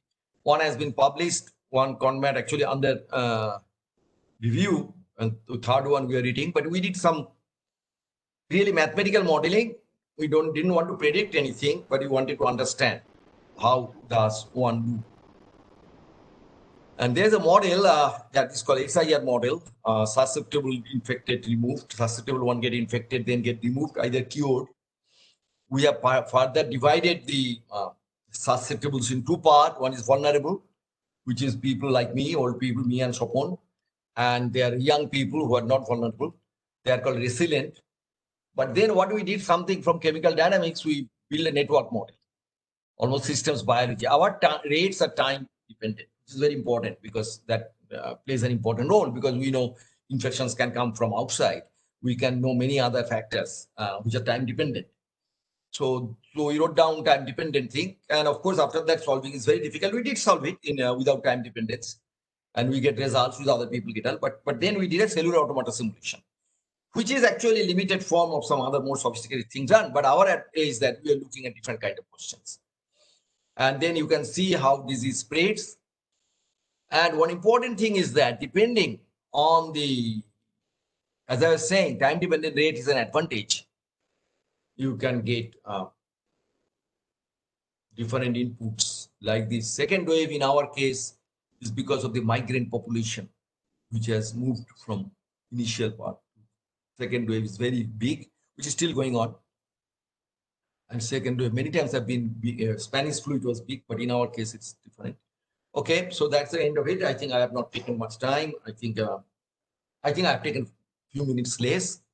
And the hydrophobic force law, Mercedes-Benz, was done by Shoikat, who is in the US, Chicago now, University of Chicago, doing postdoc, second postdoc.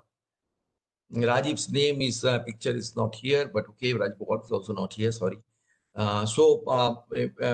Pooja did the work on the ions, Pooja did the work on insulin diameterization. Chomok did the work on insulin hexamer work that came out in CNN News, and he's also working on COVID-19. Sayantan worked on most, other than the first one, on every project. Sayantan did work on insulin diameter dissociation, hexamer, also COVID-19, and nanocavity work. So of the 5 that I talked about, except the first, Sayantan worked all of them. Chomok has been busy doing many other things, which I'm not going to talk on that. And funding now these days is given by National Science Chairpersonship. I had some other grants before. And these 3 books, my students insist I must show them. These 3 books we have written, we are writing the 4th one, actually pretty advanced stage now, I think 70%. When you write a book, 70% is very interesting because the book remains at 70% all the time. And then you have to abandon it. So it has reached 70%, but I hope that we improve it a little bit more. And these are the 2 books I have written for the students, even student listening. They're available in Kindle. How to Perform Well in Academia, guidebook for young researchers. Okay, I should have put the Alok's name here. Alok has been a good example of being quietly and working. And these 3 donkeys of Malisharam, I just want to say this is a humorous thing, but donkeys are real.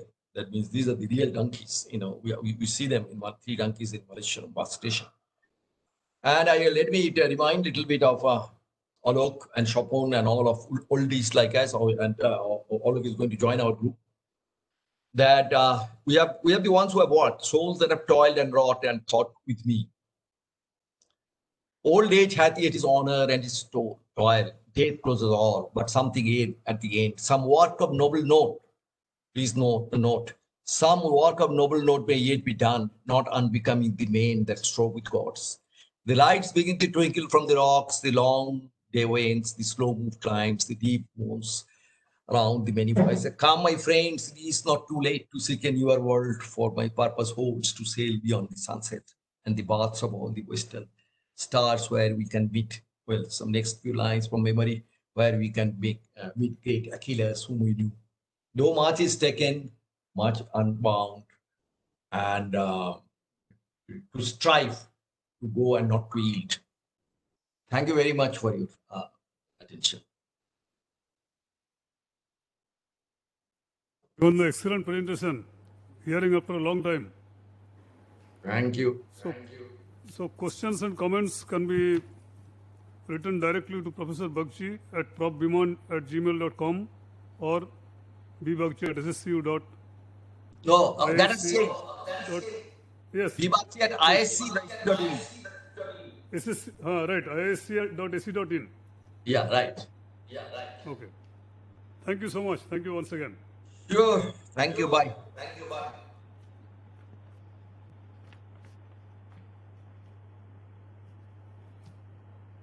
So next speaker is Professor Rajarsi Chakraborty from Indian Institute of Technology, Bombay. And he holds the Associate Editorship of International Journal of Chemical Kinetics and Biophysics Frontiers. This year he has also got Best Teaching Award. His interests are theoretical physical chemistry, statistical mechanics, chemical and soft condensed matter physics.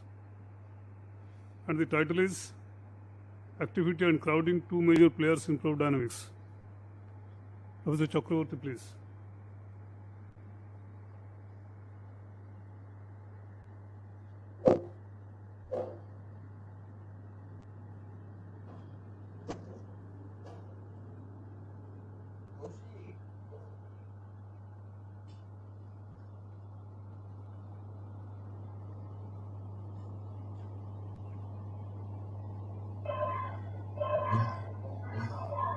Can you hear me now? Sure. Yes. Okay.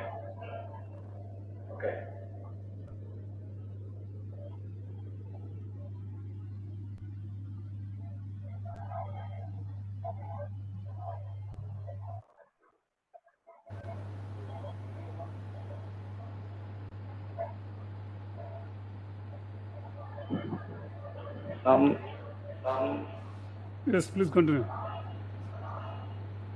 Yeah.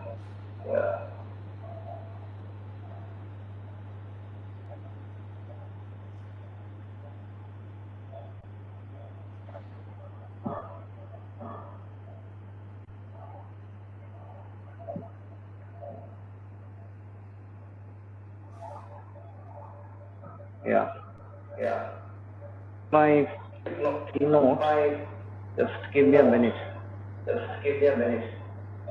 Sure, no problem. Carry on.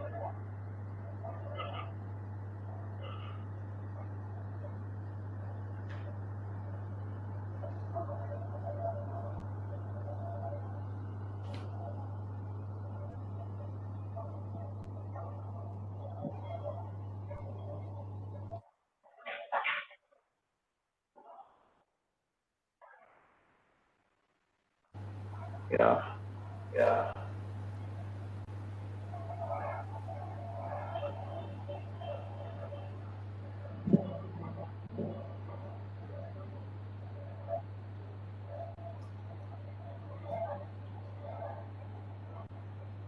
Can you see the slides?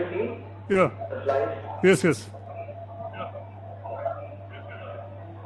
Yeah. Okay. Thank you. Let me. Some echo is coming. Looks like. Yeah. So thank you very much for inviting me and giving me an opportunity to talk about my work. And before I begin, I must say that Dr. Alok Samanta is one of the nicest human beings I have ever met. Apart from an excellent theoretical chemist, and I remember that the first time I met him was probably in 2004, and we had this TCS conference, Theoretical Chemistry Symposium, in BARC, and I was presenting my poster. I was probably in the first or second year of my PhD. And later on, we met several times. We have exchanged emails. He has also been a part of my students' presentation committee. So I wish him good luck, and I hope that he continues doing great science after he superannuates. Okay. So as you can see from the title of my talk, the title is very simple. It says activity and crowding to measure pairs in probe dynamics. And I'll tell you what we mean by that. Okay.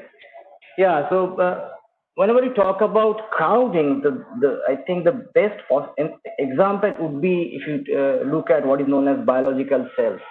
So if you go inside a biological cell, eukaryotic cell, in particular, you will see that it has high density because you have cell organelle and other stuff all packed there. And so if you think of a protein or any other biomolecule that's moving around inside a cell, it is essentially a movement in a very crowded environment.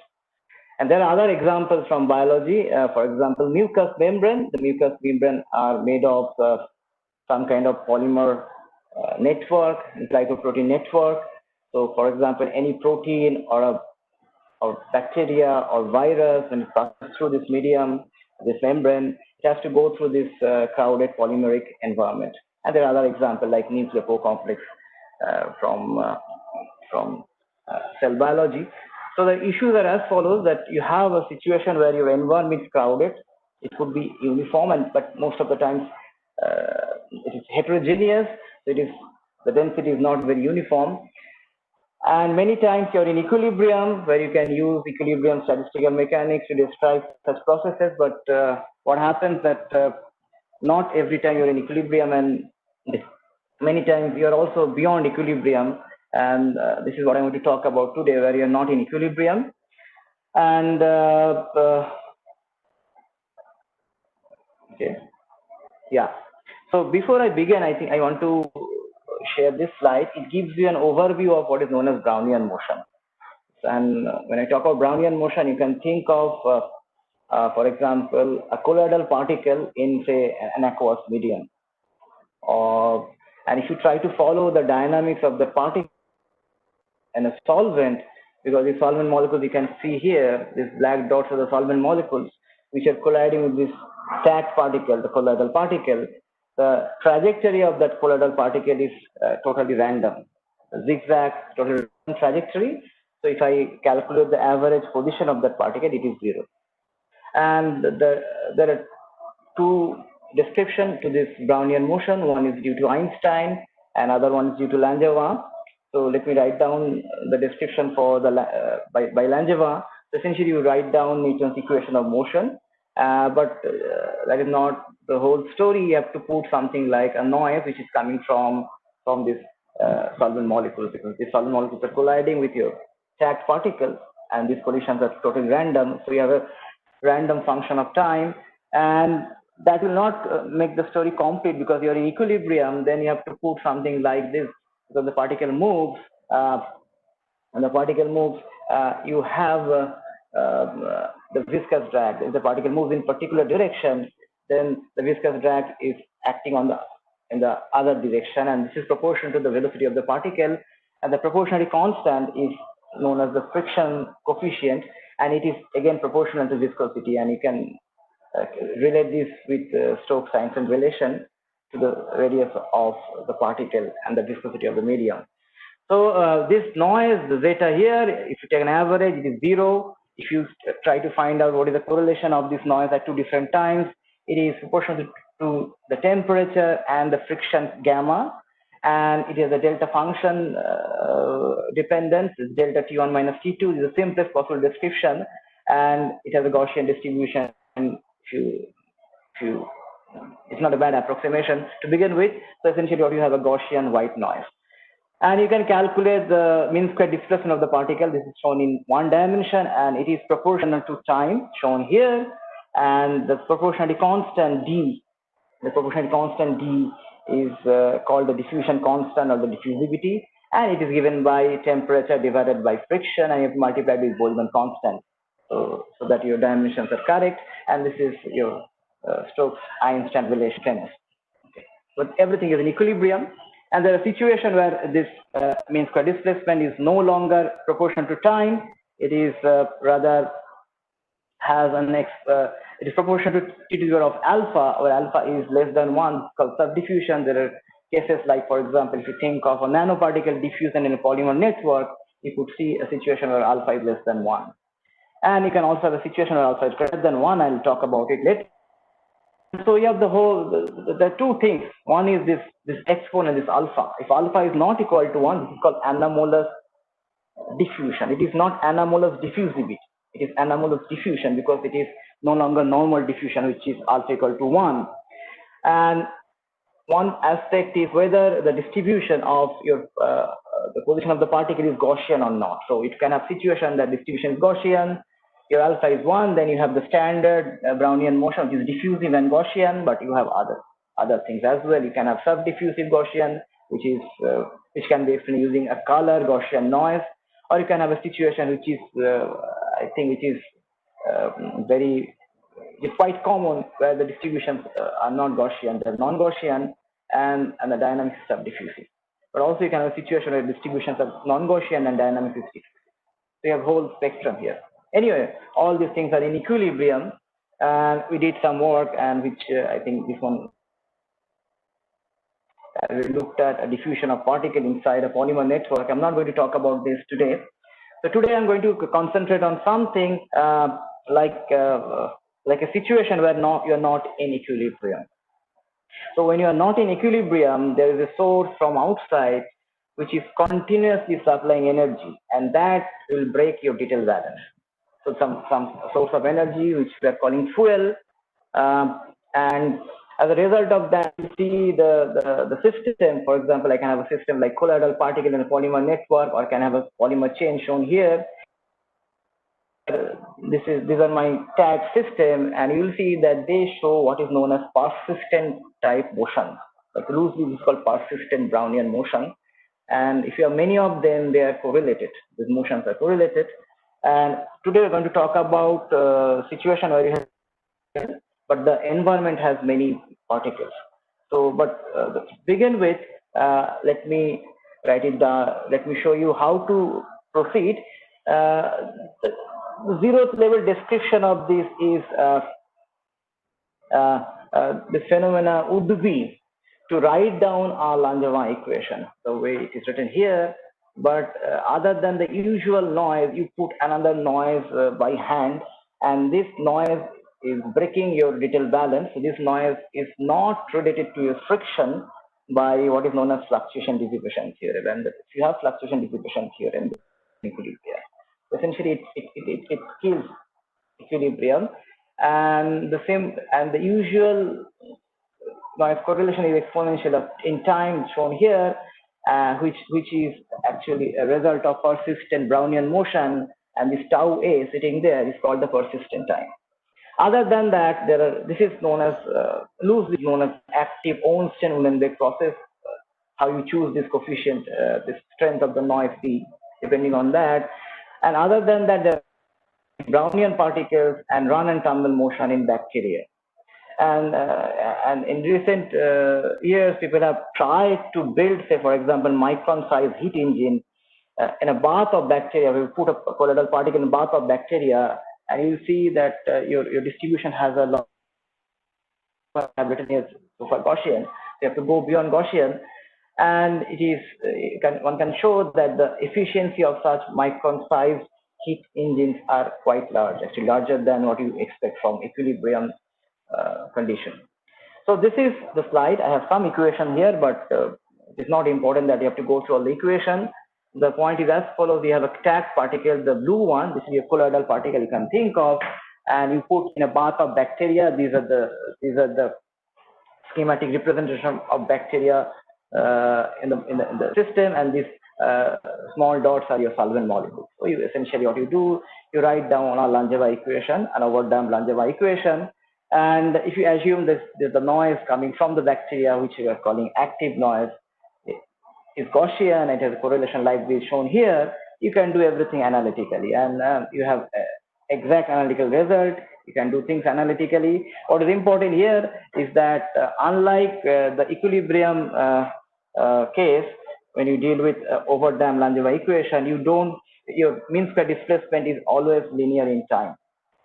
But in this case, you see that depending on what time scale you are looking at, it could be ballistic, which we are calling it super diffusion, which is where your t scales as t square in this case, and then eventually beyond a time scale it becomes normal diffusion.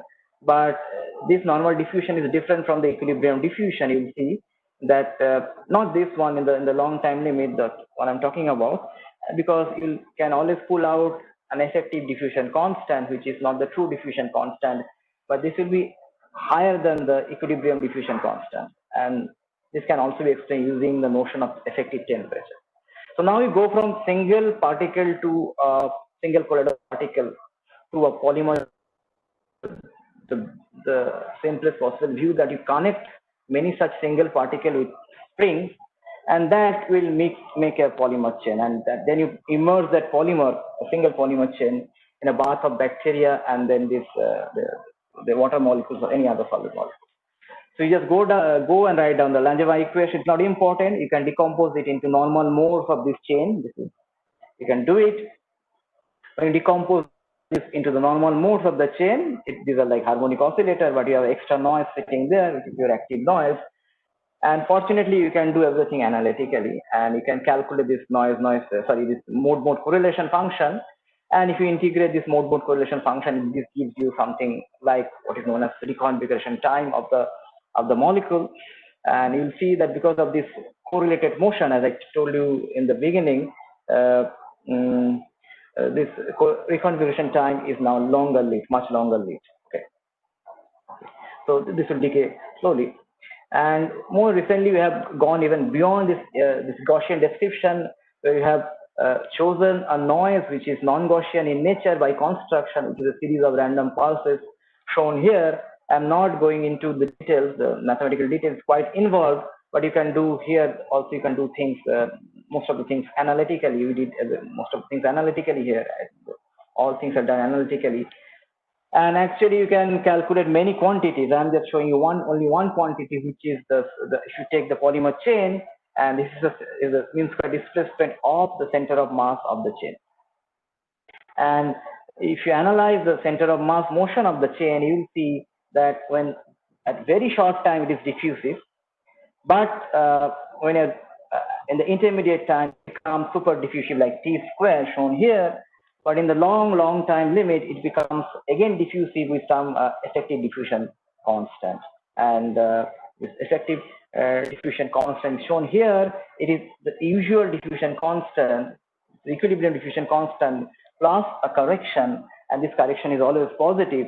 So in the long time limit, your polymer is moving with a higher diffusivity. So these are all theoretical predictions. What about experiments? Okay, and actually, once we wrote the paper, in a year, a group from Turkey and Sweden, a combination of these two groups, they did some experiment which we modeled. So they took some micron-sized magnetic nanoparticles, and then they put in a water bath initially, and then they applied an external magnetic field. This magnetic nanoparticles will align with each other and form a magnetic chain, like a polymer. Like these are magnetic nanoparticles. They are connected. They're not physically connected, but they're aligned because of the magnetic field. And then they looked at the dynamics of. You can see this is the dynamics of this magnetic nanoparticle chain in a bath of water, and here you can see the dynamics is much lower. But then they did the same experiment in a bath of bacteria. I think you can even see the bacteria here in the background. I hope you can see the bacteria in the background, and you can see the dynamics of this.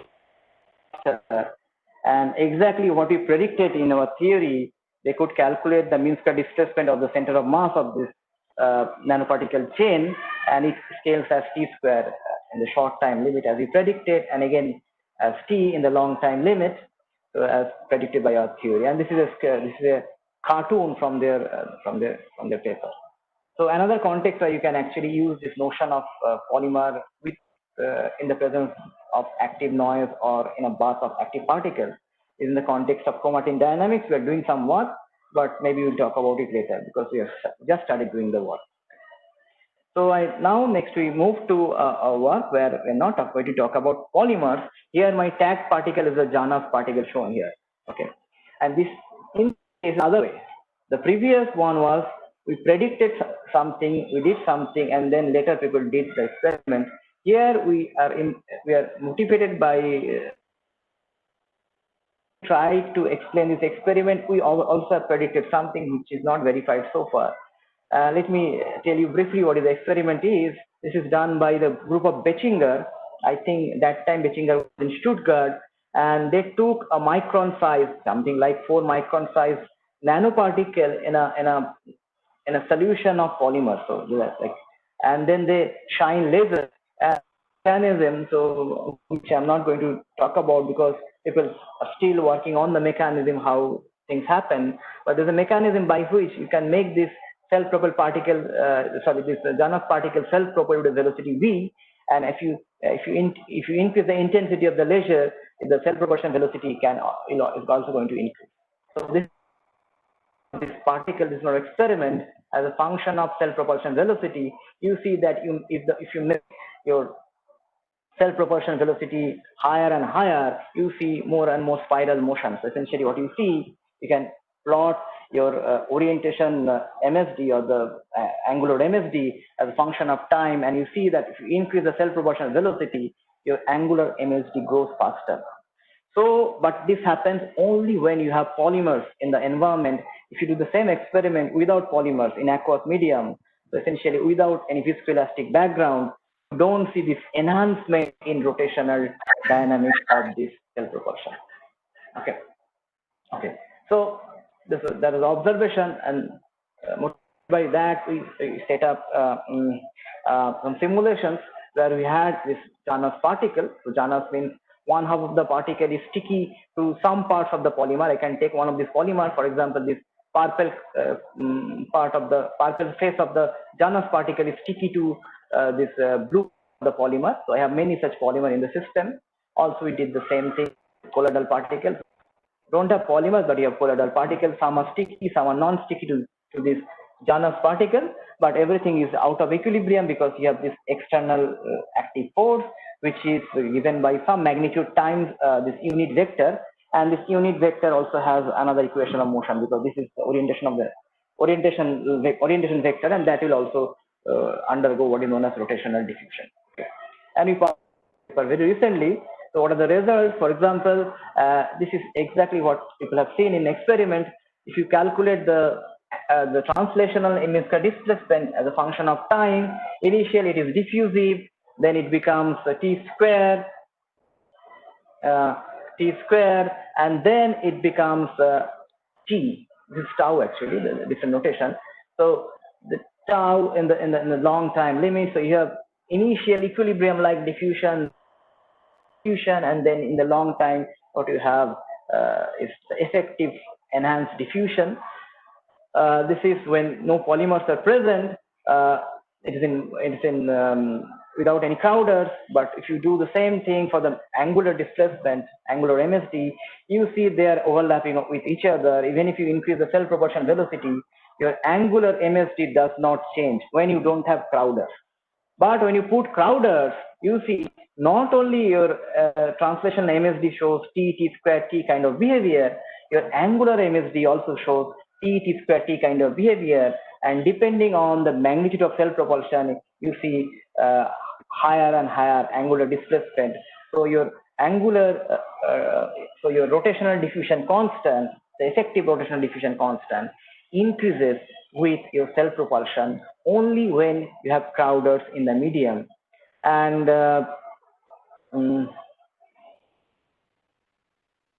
okay, something happened, sorry.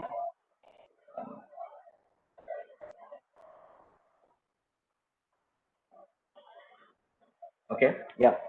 So crowder in the medium, and so this is how you can explain this. This is known as what is known as active Brownian particle theory, and they are actually in the free space. You can do the calculation. Your Minkowski displacement is linear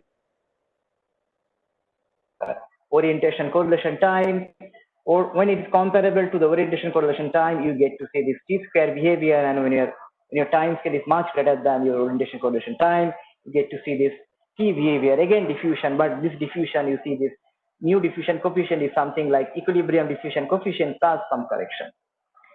And also you can calculate the enhancement in the rotational diffusivity. When you have polymers or colloids, you see that they are enhanced as a function of cell propulsion velocity, cell propulsion force in this case, which is proportional to the velocity.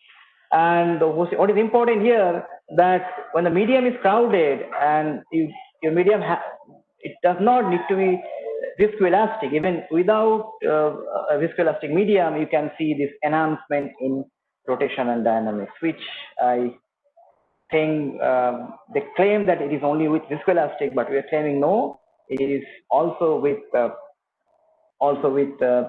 non-viscoelastic medium such as this. And then we also had calculated the ratio of your translation and rotational diffusion as a function of the area fraction, because everything is in 2D of the medium. And you see that for intermediate area fraction, you can see a dip. And when you look very carefully what happens to the rotational diffusion, you see that for intermediate fraction, there is an increase in rotational diffusion. So it is so your tag particle are diffusing much faster, but locally, but it is translating much less. So this is what we are loosely calling translational rotational decoupling of the diffusivities, but these are not true diffusivities. These are non-equilibrium diffusivities, which are in the long time limit. So it is not in the equilibrium sense. It is not within the Stokes-Einstein framework. So to summarize this part, that you see that enhancement of rotational motion of the Janus probe with cell propulsion only when you have crowders, either polymers or in the medium. You see decoupling of translation rotation diffusion in the presence of crowders, and this is because of increased rotation. And the crudest way to explain this thing using theory known as active Brownian motion or active Brownian particle. And in crowded medium, you can renormalize the parameters, and that with the renormalized parameter, you can explain your data. Okay, we did something which I'm not going to discuss this year, so I don't have time. And more recently, we did this work, and I want to discuss this because I think Alokda would like this work, because this is again done analytically. So this work is again motivated by some set of experiments, and we must say that we are not trying to give a comprehensive theory to this experimental result. Rather, we are having something like more heuristic theory or heuristic description to what is being observed in experiments. We will have done experiments with dense assemblies of colloids. They are self-propelled. That's why I'm calling active colloids. They are also called active glass. Okay, and everything was done in 2 dimensions, and they can calculate what is known as the time scale with which your density correlation decay, and this is loosely called alpha relaxation time. And this alpha relaxation time, when plotted as a function of your cell propulsion force, which is shown T effective. T effective is the effective temperature, which is proportional to the cell propulsion force, and you'll see and velocity. You'll see that your alpha relaxation time, when you are in the glassy regime, for example, when your area fraction is very large, in this case 0.72, then you see that it increases and then decreases. So basically, there's a slowing down of your time scale, but again, then it decreases. But this happens only your area fraction is high. So you have a non-monotonic behavior of your relaxation time as a function of cell propulsion. Actually, even before this experiment, people like shown here, Zamel, Fener, and Bartier, they came up with a modified version of mode coupling theory to include this activity in the mode coupling theory, and they had predicted similar things. But anyway, the exact physical origin is not clear, and they have also not discussed or explained how it is coming, this non-monotonic behavior of your scale with cell propulsion. Okay. So, and they use what is known as the language of effective temperature. So we thought, okay, let us try to do something. And I knew about this excellent work by Robert Zhuangzi, which appeared in 1988. And the paper was is diffusion in a rough potential. I think it is one of the best works in the area of statistical mechanics. And so he talks about diffusion of a particle in a rugged energy landscape shown here. But everything was in equilibrium. This ruggedness comes because of the equilibrium, not for any non-equilibrium reason. And he could actually come up and with an and you can actually solve this, and it's more like a conjugate. You can come up with an effective diffusivity, which is given by your normal diffusivity times exponential of minus beta square epsilon square. So it's like superhomogeneous behavior of diffusivity, and epsilon is shown here. It is the ruggedness parameter here. But his treatment was based on something known as local averaging. You don't consider what is known as spatial correlation. You assume your system is ergodic, so your particle is never trapped for too long, and you assume that it is not. So we ask a question whether this ruggedness, we can have a landscape picture, and we can connect this ruggedness to activity or the cell propulsion. So we had this picture that if you have a dense medium, maybe you should have a slowing down of diffusion, and if you have a dilute medium, then the ruggedness will vanish, and what you will have enhanced diffusion. So we write down the potential as a smooth trapping potential plus a correction, which is coming because of the activity. Your f of a is the active noise, x is the position. In general, this part is a random function of time. So you can write down the formal diffusion equation shown here. This is the flux, and you can actually calculate the average mean first passage time, mean first passage time. When you assume that this randomness is kind of in the steady state, so that you can have you can do an average over this ruggedness. This ruggedness in this case is coming because of this active noise, and you can get a closed form expression like this. This is given by Zhuangzi, and you do the calculation with activity.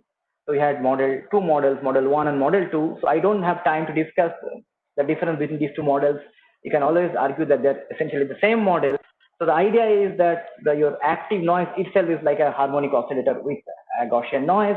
But if you assume that your active noise has achieved what is known as some kind of steady state, and this is only in the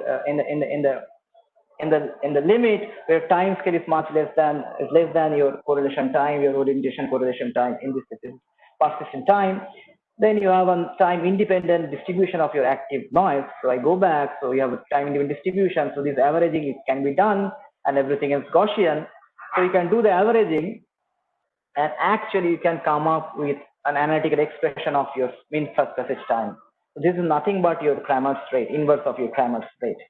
And if you look carefully, you will see that on inclusion of this activity in your framework, your frequencies are now modified by this term shown here. If you follow model 1, T0 is the strength of activity, tau A is the persistent time, and this renormalization of frequencies due to activity holds in only in the low activity limit, that I must say. And also a careful examination will tell you that your activation energy is also increased, it's also renormalized, and it has a parameter like activity inside it. So as a result, what you have is renormalization of activation energy as well as frequency factor, the frequencies. So it is not only the activation energy, also the frequency factor, they are renormalized due to activity, and you see that it is done in such a way that actually when you plot your mean first passage time as a function of, say for example, strength of active correlation, it increases. This basically means because the 1 over this gives you the rate. So essentially, if you plot this as a function of the activity, it tells you that the concentration, or the rate of this escape dynamics actually slows down. So the time scale increases with activity, and this is essentially what you see in case of the experiment. So initially, when you are in the glassy region, initially your this time scale actually increases with activity, and eventually it will decrease. So this is in a dense system, and you can do the same thing in the dilute system. When you do the same thing in the dilute system, and there, rather than renormalizing your energy landscape, we renormalize the effective diffusion constant by coming up with something known as effective temperature. I don't have time to discuss in detail, but we can discuss it later. If you email me, I can get back to you. And this is true only when we're looking at a phenomena which is in the time scale much greater than your persistent time. And you will see that you can also come up with the expression for the mean first passage time. This is nothing but inverse of Cramer's rate. It is the usual rate time exponential of this. It is exactly the same expression what you get in Cramer's rate, but you'll see that now instead of T, you have T effective sitting there, which is higher than T. And also you'll see that you have your tau 0 is also given by this expression is given by this, and because your T effective is greater than T, your rate of escape has now increased. If you now plot the time scale as a function of the activity, you see that it drops. So essentially, this is what you see when you go to higher activity. With higher activity, the description is more like shown here, and then your time scale of escape actually decays with higher activity, and this is exactly what you see in experiment. But I repeat, I am not claiming to give a comprehensive theoretical description to this experiment. Whatever you are doing, it is more heuristics, but you would like to do it even better. So in the next slide, let me summarize and conclude that in a dense system, activity can slow down the escape dynamics by inducing an additional ruggedness to the energy landscape. In a dilute system, the picture is different. Activity actually helps in escape. One way to explain this is by using the notion of active temperature, which is higher than the ambient temperature. However, what is lacking is that unified description, which will actually stitch these two limits, the low activity and high activity. People have tried in the context of mode coupling theory, but I think people can do even better. And most importantly, I must say that another important question is that what happens in multi-dimension, or if one considers spatial correction. And there are excellent works by Seki and Bakshi. I remember there are 3 JCPs, and these papers I'm currently reading and getting myself educated, where they talked about this correlation, spatial correlation, and multi-dimensional nature of the dynamics, where the Zhuangzi's picture breaks down. And with that, I must conclude, but maybe 1 minute. I should say that I should acknowledge people who did this work. Noirita started doing this work on active polymer. Later, it was taken by Subhashish. Proveen did some work on diffusion in polymer network, which I did not talk about. I just showed you 1 slide. Ligesh and Subhashish did the work. Also, Noirita, the self-propelled particle in a crowded medium.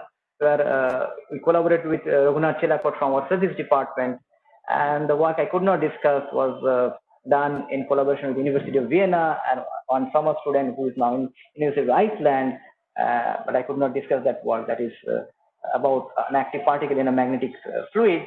And I thank ACRB for funding, as well as IIT Bombay for all funding. And thank you very much for your attention.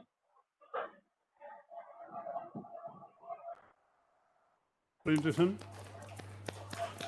And questions or comments can be directed to rajarsi@chem.iitb.ac.in and rajarsi.chakraborty@gmail.com. Thank you once again. So our next speaker is Professor Pratyush Tiwari from University of Maryland, and Professor Tiwari has AIP Journal of Chemical Physics Emerging Investigator Award 2019, RSC Molecular Systems Design and Engineering Emerging Investigator Award 2020. His research interests are statistical dynamics of rare events, dynamics of drug unbinding and protein plasticity, and artificial intelligence. The title of his talk is From Atoms to Mechanisms, with little help from artificial intelligence and statistical mechanics. Professor Tiwari, please. Okay, I hope you can hear me. Sure. Okay, great. Yeah, please. Great. Okay, and can you see my screen? Sure. Yes, Okay, perfect. we can. Perfect. Okay, great. So is it full screen now?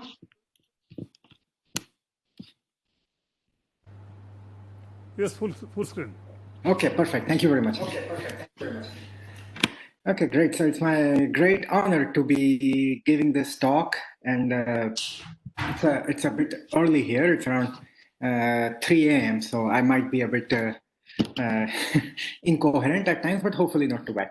And so my connection with Alokda is quite old by my standards, because it was 2005. I think I was 22 years old, so 15, 16 years ago, when for my first summer internship on Indian Academy of Sciences Fellowship, I came to theoretical chemistry section in BARC, and Swapan Da was my official mentor, and of course we wrote a paper together back then.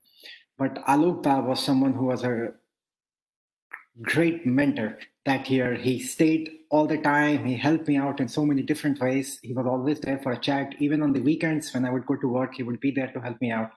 And I always think very fondly, look back at the time that I spent there with TCS, and especially Alok Da. And then over the years, I kept coming back to BARC, and I always remember Alok Da's face, always with the biggest smile I can imagine. And Alok Da is a theoretician of the highest caliber, and my work cannot really do justice to the level of theoretical insight Alok Da has given. I tend to be more on the simulation side, but then of course one of the things I think got inculcated in me even back then as an undergraduate, by having spent those very formative months in TCS, was to never really shun theory or analytical thinking, even if I do simulations. So, and hopefully I will be able to convey that to you. And I wish I could have been there to join you in person. But then if COVID was not happening, maybe I would not be giving this talk. So okay. So my group is based at University of Maryland in College Park. I have started here 3 years ago. I am jointly hosted in the Department of Chemistry and Biochemistry, and this very unique institute called Institute for Physical Science and Technology, or IPST. In fact, in the last talk you heard about Zwanzig. Zwanzig did most of his very interesting work, not the 1988 paper. By that time he had left for NIH, but before that, many of the works he did was in this institute itself. And I'm going to tell you about how we are developing simulation methods that can access time scales which are very slow in molecular dynamics. This is something I've been working on for many years. It's a hard problem. We are trying to make gradual progress, and I will tell you how we proceed in that. So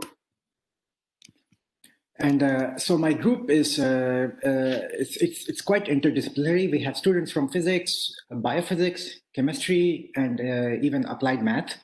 We have some very hardworking undergrads, and these days, since I'm stuck at home, mostly it seems like I work with my dog. His name is Pakoda, and it's quite early, otherwise he would have joined you here. And We have funding from a variety of sources, and also we use a lot of supercomputer time whenever we can. So a big question is, why AI? Is it just that I'm trying to jump on this latest fad that exists? So the answer is no, and especially a question to ask is why AI and statistical mechanics? So the reason I got very interested in AI is basically because of the connections between AI and statistical mechanics. So if I was in a conference room with all of you physically, I would have asked you a question right now and seen how you think about it, but I would still like you to think. So there is a chapter of a book here that I'm showing you. This title of this chapter is Confronting the Partition Function. It's talking about partition function, and if you scroll down, you can see Jarzynski's name and things like that. So my question for you is, does this chapter come from, for example, Mark Tuckerman's book on statistical mechanics, or does this come from the book on deep learning by Ian Goodfellow and Rishabh Bengio? So normally when I ask this question in an audience and I don't give you a lot of time to think about a picture, it tends to be 50-50, statistically speaking. Half the time people think it's Tuckerman's book, half the time people think it's deep learning book. In this case, the answer is deep learning book. In the statistical mechanics book, you wouldn't talk about partition function in chapter 18. You would probably talk about it in chapter 1 or 2. And depending on how much thermodynamics you have in the book. But deep learning also talks about it, and as you can see, they have the title Confronting, which means just like in StatMech, often getting the partition function right is hard, and we end up devising tricks to not calculate the partition function, for example, but deal with ratios of partition function, etc. Similar problems arise in deep learning, and in fact, here they are suggesting to look ideas such as Jarzynski's relation or importance sampling to tackle deep learning. So there are deep connections between both the fields. That's our main guiding motivation. What are these connections? How do we explore them? How do we exploit them? And what do I mean by exploit? I want to study very difficult problems using this. For example, I'm showing you here a protein which is probably quite familiar to many of you in the audience. I know Jagannath Mandal is there in the audience, who actually helped me start on this system, where you have this test protein called T4 lysozyme, and you make it has two possible conformations out of many that people are interested in. This is called the ground state in this particular sequence, where the ligand can bind, and there is an excited state where the ligand cannot bind. For example, that's the idea. If you make a second point mutation in this, the ratio of these two conformations becomes quite different. It becomes 50-50. And if you make a third point mutation, the ratio becomes opposite. Now the ligand can bind. So here the ligand could have bound 97% of the time, but now the ligand can bind only 4% of the time. So figuring out what these conformations are and why is it that one residue changing at a time leads to such strong changes in the conformational landscape is one of the questions we would like to understand. And this is really a dynamical problem. Things are moving. A protein is not just a static object. In this case, what happens is basically we are talking about this phenylalanine ring, which has to flip in and out of the pocket. So we are also interested in nucleic acids, how to bind them. So nucleic acids, especially RNA, should be of interest to all of us at the moment because it's involved in coronavirus more than anything else. And while in the protein data bank, a lot of reported structures exist for binding to proteins. For RNA binding to synthetic ligands, there are less than 100 reported structures. A big part of the problem is that RNAs are so flexible that it's very hard to bind them or even report their structure. And this is something we would also like to help. So for all of these, we would like to use all atom simulations. And I'm going to skip this slide and just go ahead. So what do I mean by all atom simulations? I basically mean molecular dynamics, which is solving Newton's law of motion, F is equal to ma. So that's a picture of Newton. If you ask Google, so take it with a grain of salt. I don't know if Newton looked like that. So you have a femtosecond time step in classical MD simulations, maybe 2 femtosecond. And on supercomputers like the one we have here at University of Maryland, you can reach a microsecond if you run it for you can reach maybe a fraction. It's easy to get 50 nanosecond a day, right? Approximately for decent size systems. So you're looking at 1 microsecond over 3 weeks, which is really impressive if you think of it. Then something happened a few years ago. People realized hardware which was being developed to keep undergraduate students from getting bored by playing all these video games where, everything is, the blood looks so real in these video games. So this hardware is called GPU. and a graphical processing unit. And people realized these GPUs could be put to use for molecular dynamics also. And that kind of allowed us to reach slightly slower timescales. Then a very rich person got interested in the problem, David Shaw, and he designed a very special computer called Anton. And this was 10, 12 years ago. And with Anton, we were kind of starting to reach the millisecond timescale. So maybe we can study some protein conformational change if you use a lot of Anton, but it's expensive, it's dedicated, and it still takes time. So in order to study problems that we are interested in my lab, mostly we are interested in two practical problems. One is the dissociation, not so much association, but dissociation of ligands from proteins and nucleation of a crystal, or in general, phase transitions. For these things, the timescales can be extremely slow. And you don't just want to get the fastest event, of course, you want to correct the whole statistics, because in the end, statistics is what really matters. What is the average rate, but what is also the fluctuation in the observed timescale of the process. And this is with classical force fields. We will always have this timescale problem because gradually the force fields continue to become complicated. There are these force fields called amoeba, which have polarization inbuilt into them, and they are much slower. We are currently working with a polarizable force field called Drude, which is not that much slower, but still it's slow. And eventually, why not do fully quantum mechanical simulations for everything and let nature figure out whether it's quantum mechanics or classical mechanics that matters? Then we have an even worse timescale problem, and maybe one day we'll go to fully quantum dynamics. So this timescale problem will always be there. And it's a hard problem to solve because unlike space, so it's easy to just use parallel computing to get to billion atoms or more or whatever we want. I think people have reported more than billion atom simulations quite regularly now. By regularly, I mean on the order of maybe 5 papers at least have been reported. But for time, it's hard because time is essentially sequential. You cannot parallelize it. In order to predict the future, you need to know the past exactly. That is kind of the theoretical question we are trying to address, is how much of the past do we need to know in order to predict the future reliably?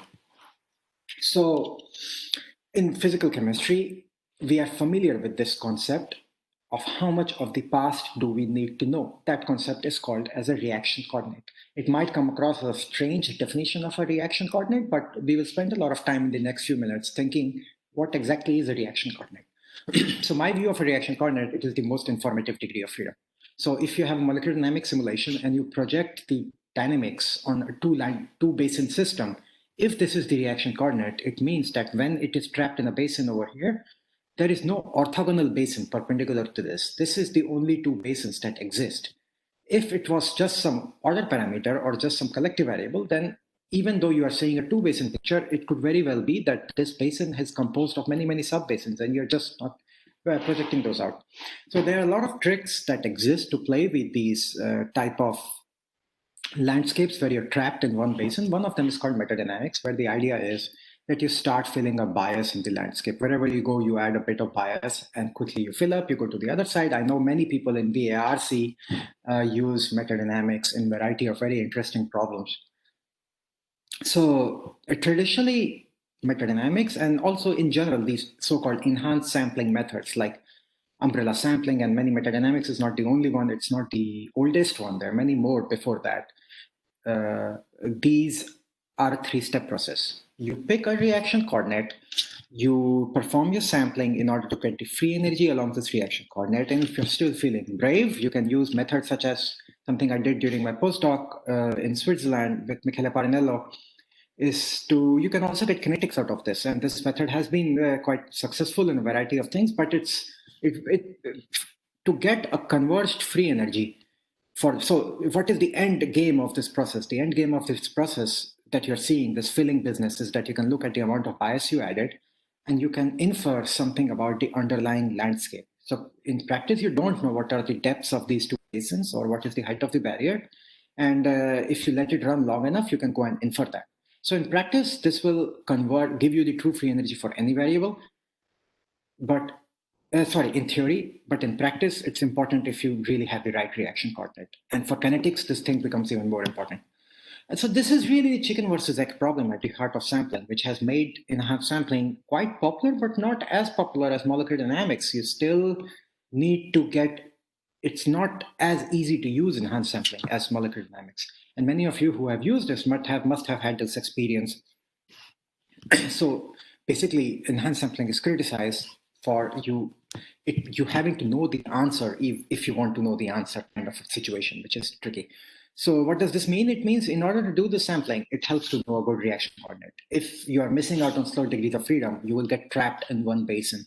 It is called hysteresis. You will not explore the landscape efficiently. However, how do you know the reaction coordinate if you have not sampled the system in the first place?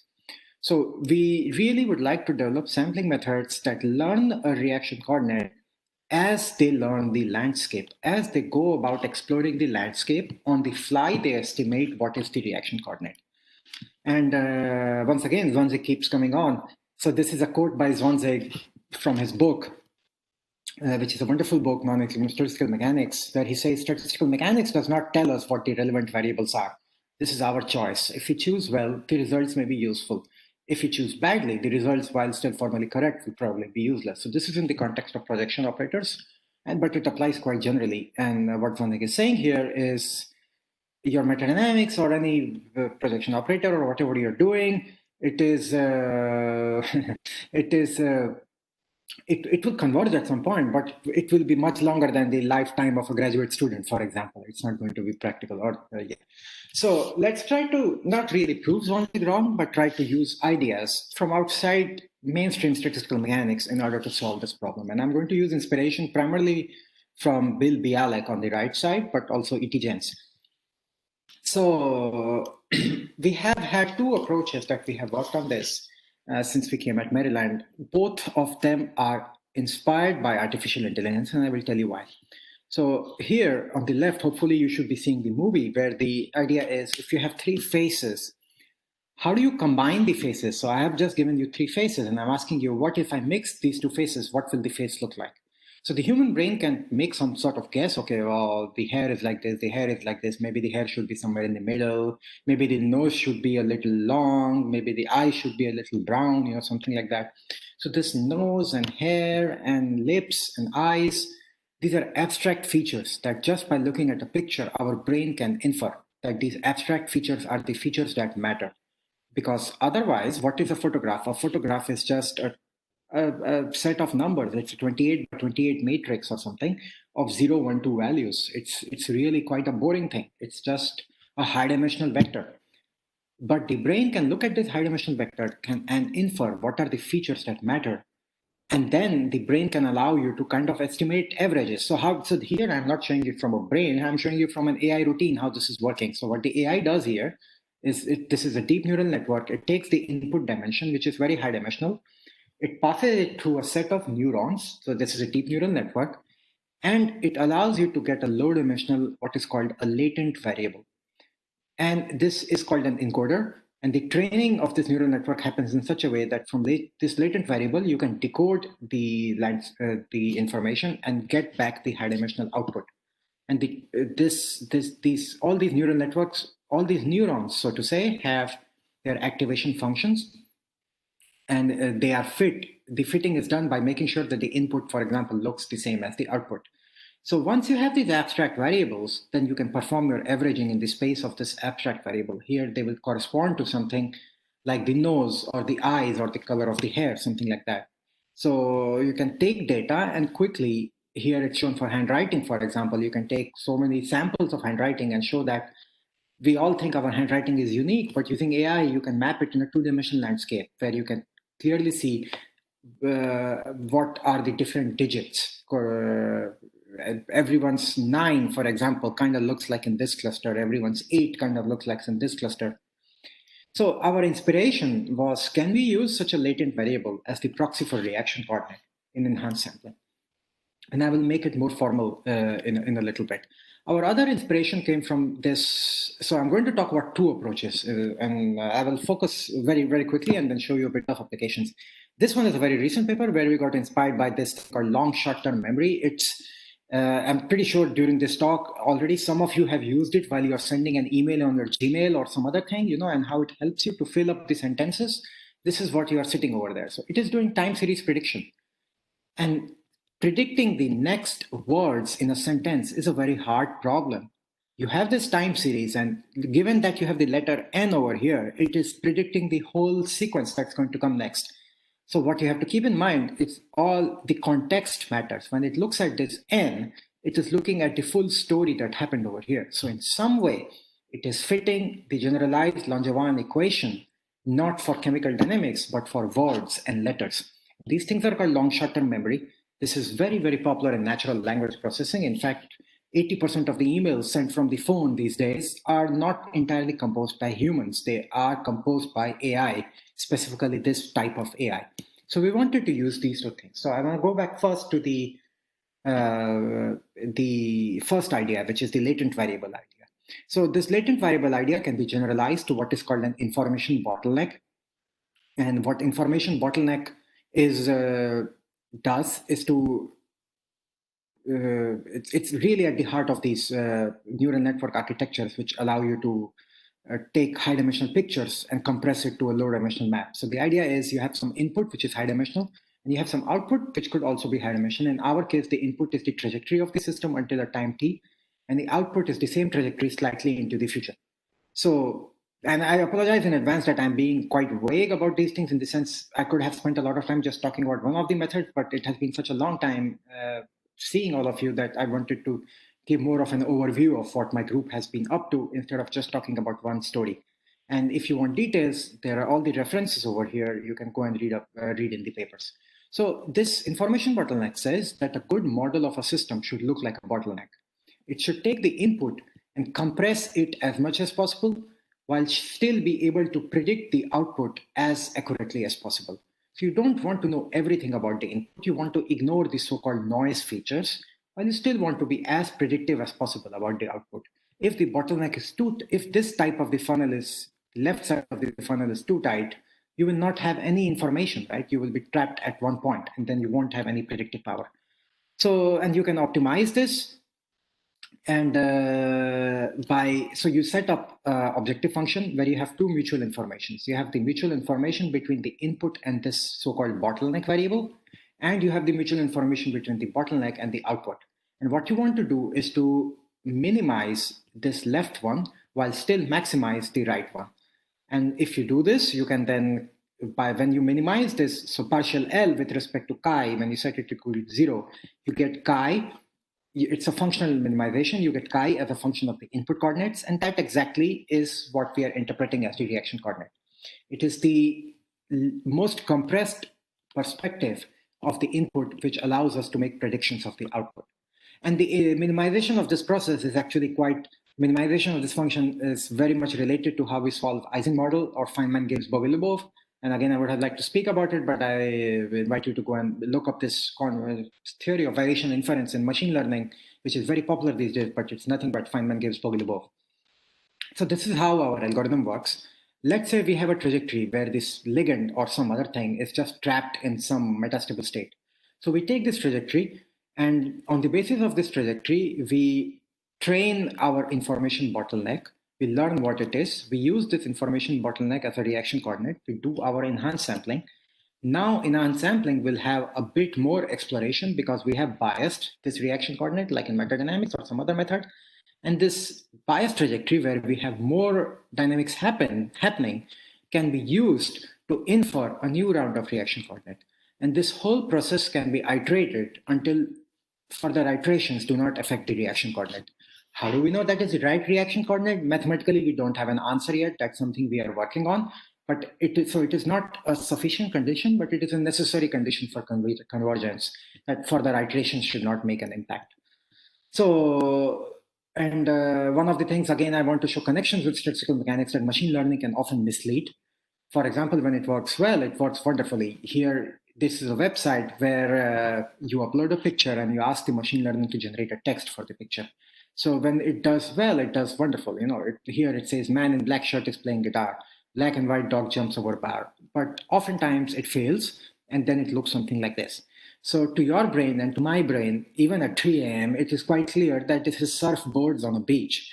But the AI algorithm in this case declared that it is bunch of bananas or on a table. In this case, it is cat looking at pigeon, but the AI declared it is a group of people standing around a house. This is bird on a beach. No, it's small airplane flying in the sky. So this just shows you, if you blindly trust the reaction coordinate from machine learning, it's not going to work. you would like to enhance fluctuations in the space of surfboards, but you might end up enhancing fluctuations in the space of bananas. And that might converge in the long time limit, like Zwanzig said, because people who eat bananas might be very good surfers, but you are not getting any insight into the system. You're getting to the right thermodynamics in some limit, but probably you won't even get there. So for this, we had a very wonderful student who visited us last summer, and some of you might actually know him because it's my understanding Shashank also started his career by spending time at TCS, so you might recognize him. But Shashank came, and so this is an example, for example, where you can see how the same trajectory in different rounds of machine learning can give you different solutions. And it's hard to say which one is the reaction coordinate. So sometimes it will tell you it's banana, sometimes it will tell you it's orange or something else. Once in a while, it will tell you it's surfboard, but you can't tell a priori if you didn't know the answer as to which one is correct. So here we used an idea. So how do we tell which machine learning solution is right or wrong? How do we do that a priori when we don't know the answer? So to do that, I used an idea which I had previously developed in the context of reaction coordinate when I was a postdoc with Bruce Byrne at Columbia, which uses this notion of maximum caliber. So some of you might be familiar with maximum entropy. If not, you can just recall how do we derive ensembles in statistical mechanics. One of the ways of doing it is to write down the entropy and then add Lagrange multipliers, right? We say the number is constant or the volume is constant, and then we maximize this entropy and we get our model. Maximum caliber is the generalization of this to dynamical models. Instead of just getting the probability, you get the rates for moving between different bins along the reaction coordinate. And then once you have these rates, you have a rate matrix, you can diagonalize the rate matrix and get the spectral gap. So the physical idea here was that two different solutions inferred from machine learning or in general, the solution with a higher spectral gap will be more likely to be a good solution. This is also similar to variational transition state theory. The higher barrier is a better picture. So we build a dynamical model using maximum caliber on our AI solutions, and quickly we can infer which is the right solution. And in order to do this, we have a very nice equation that Alok might appreciate. It comes from an appendix of a paper by Attila Szabo, where he shows how the stationary probability can be related to the rate for moving between two different bins. So the square root relation is very interesting. You can see it follows detailed balance. So the thing about detailed balance is KAB multiplied by PA is equal to KBA multiplied by PB. It kind of under constrains the rates. This equation allows you to specify a bit more as to what's going on. In Szabo's paper, you don't see these Lagrange multipliers. What you see is local position dependent diffusivity. What maximum, which is hard to calculate. Diffusivity is a tensor. You cannot just be doing it on the fly in order to screen reaction coordinates. Here, what Kendall in the context of E.T. James's work did was to show that you can make this rate constant as accurate as possible by adding more and more dynamical constraints on the system. So that's what we use. And this is how the algorithm works. We iterate between rounds of machine learning and MD, which I showed you, but at any round of machine learning, when we have n different solutions, we screen for the best one by building such a dynamical model. And that goes on. And I don't think I have time to show you this long short-term memory. This paper just got accepted in Nature Communication. It should be out soon. The preprint is already out there, and you can read it and how well it does, for example, in context of capturing the time series for a riboswitch. If you use something like a hidden Markov model, there is a lot of sensitivity as to what time resolution do you pick. But using this approach, this long short-term memory, it's extremely robust. Irrespective of whatever your time resolution, it gets the right kinetics for moving back and forth. So this is something we are very excited about in our new work because it really opens up a lot of interesting directions to pursue.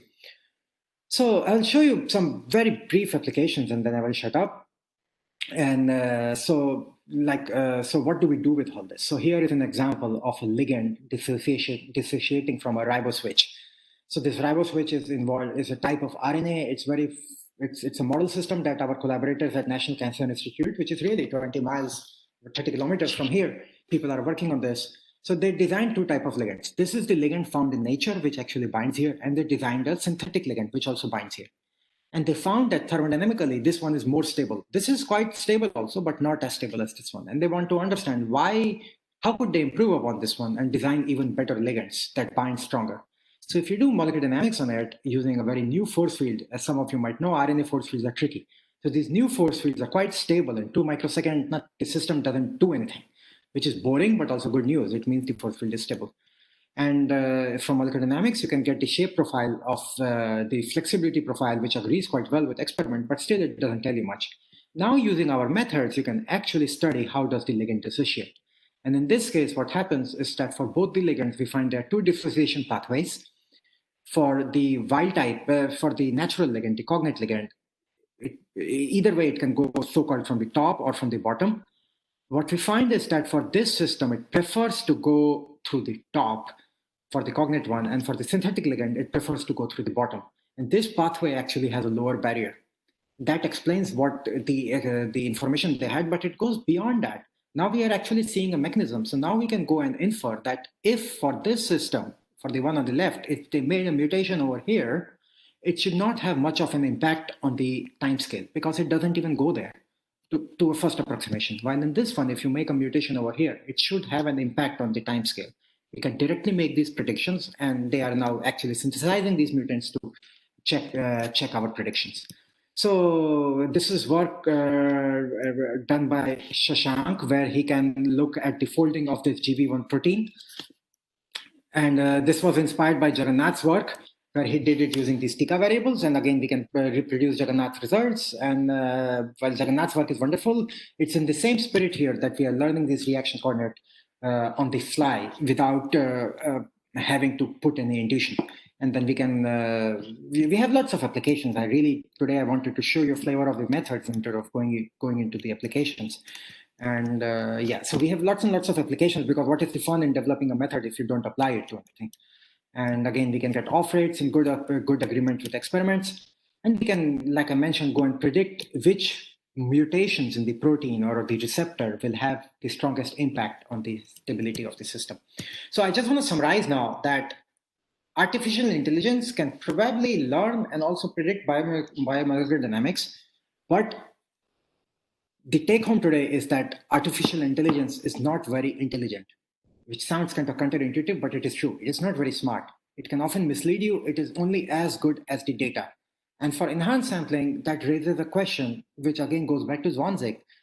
I mean, if you already have a lot of the data, then what's the point in doing this enhanced sampling or anything like that? And if you don't have the data, how do you know you have the right reaction coordinate? And coupling of AI with StatMech has allowed us to make progress in this. It's not fully solved. We cannot always confirm that it is the right reaction coordinate, but we can really reduce the search space and be clever about what we are doing. And I showed you some methods. I showed you this method RAVE, which iterates between machine learning and AI. And more importantly, I want to highlight that all of these codes now have some very good programmers in my group, which are way better programmers than I am. So that's great news. And in general, in my group, I tried all the students, I make sure that they're better than me in at least one thing. Typically, a lot of them are better than me in more than one thing. So that's even nicer. And all these codes are available. You can go and play with them. We also have nice tutorials for all these codes. They're all open source, easy to use using Plumed. And I think we have just scratched the tip of the iceberg using statistical physics and AI. And there are lots of open questions we would like to explore, for example, in the context of how much physics can be learned using AI. And it's a very exciting time to be doing AI, but especially if you have a background in statistical physics, it's a very good time to be doing AI because you can use complementarity of both ideas. With that, once again, congratulations, Alokda. I wish I was there to celebrate with you. I don't know when I will be in India next time, but I can't wait to have a cup of tea or coffee with you. Thank you very much.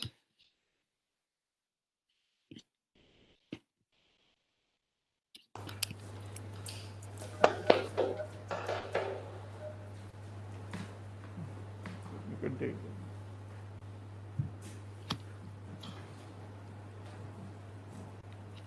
Thank you, Professor Tiwari, for an excellent presentation.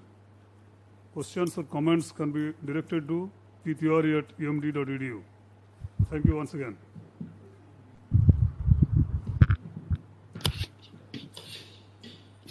Now it's time for Alokda to tell some word.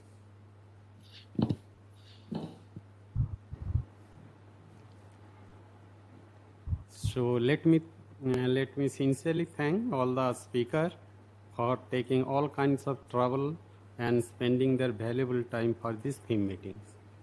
I would like to thank Professor Basudev Rao, the Vice Chancellor, Professor Tyagi, Group Director of Chemistry, and Professor P.D. Nayak, and Dean of Academics in HBNI, and Professor Dilip Maiti, and Assistant Dean in HBNI, and Tapon, and Chandra Kumar and Chandranath, putting wholehearted efforts to make this theme meeting very successful. Okay. So after completing my training schools, I started my research career under the guidance of Sapanda, a renowned theoretical chemist. As a novice, I entered into the scientific world holding the hand of Sapanda, and he gave me all kinds of freedoms and the love, and which brought so much confidence in me. I started believing that I can develop theory under his guidance.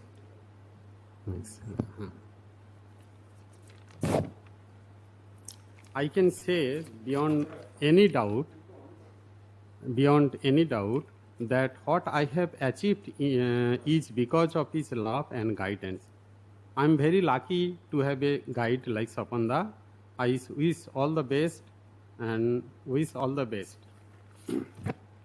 So in present world, where love and affections and caring are far away objects, Chandranath and Chandrakumar, this is endear me like their own. I am really indebted to them. I think I will never be able to price them their value. Monisha and Chandrakumar Mrs., particularly their family, helped me during the COVID crisis.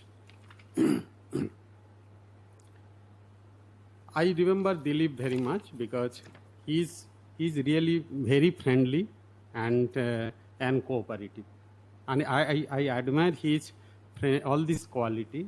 I'm really proud of him. So I also enjoyed with the Tushar, Nihar, and Arup, and during the tea time, we used to discuss the science, religious issues, national and international news. But most interesting point is that at the end of discussion, Tushar used to remind me that everything is decided by the God, and God does not play with dice, and we do not know his laws of action, and it will not be known ever, and I will never hear in future this kind of dialogues. So Arup and particularly also helped me a lot, and his family also helped me during the COVID crisis. I am really grateful to them. Brindaman also helped in many occasions, and I cannot forget all these helps.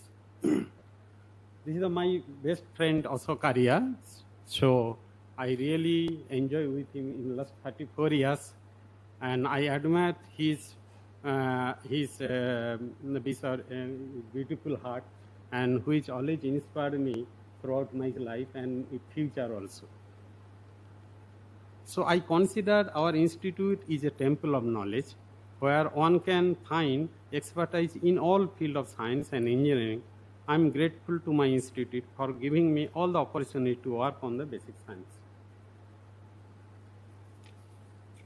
So finally I want to say that I enjoy the wonderful journey with the colleagues of TCS, RPCT, and students of training school.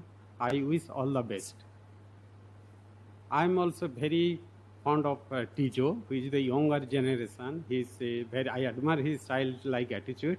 I always remember him, and although I will leave this institute very soon. I am very optimistic, and I believe that I have a long way to go and before I sleep. Thank you all for attending this conference.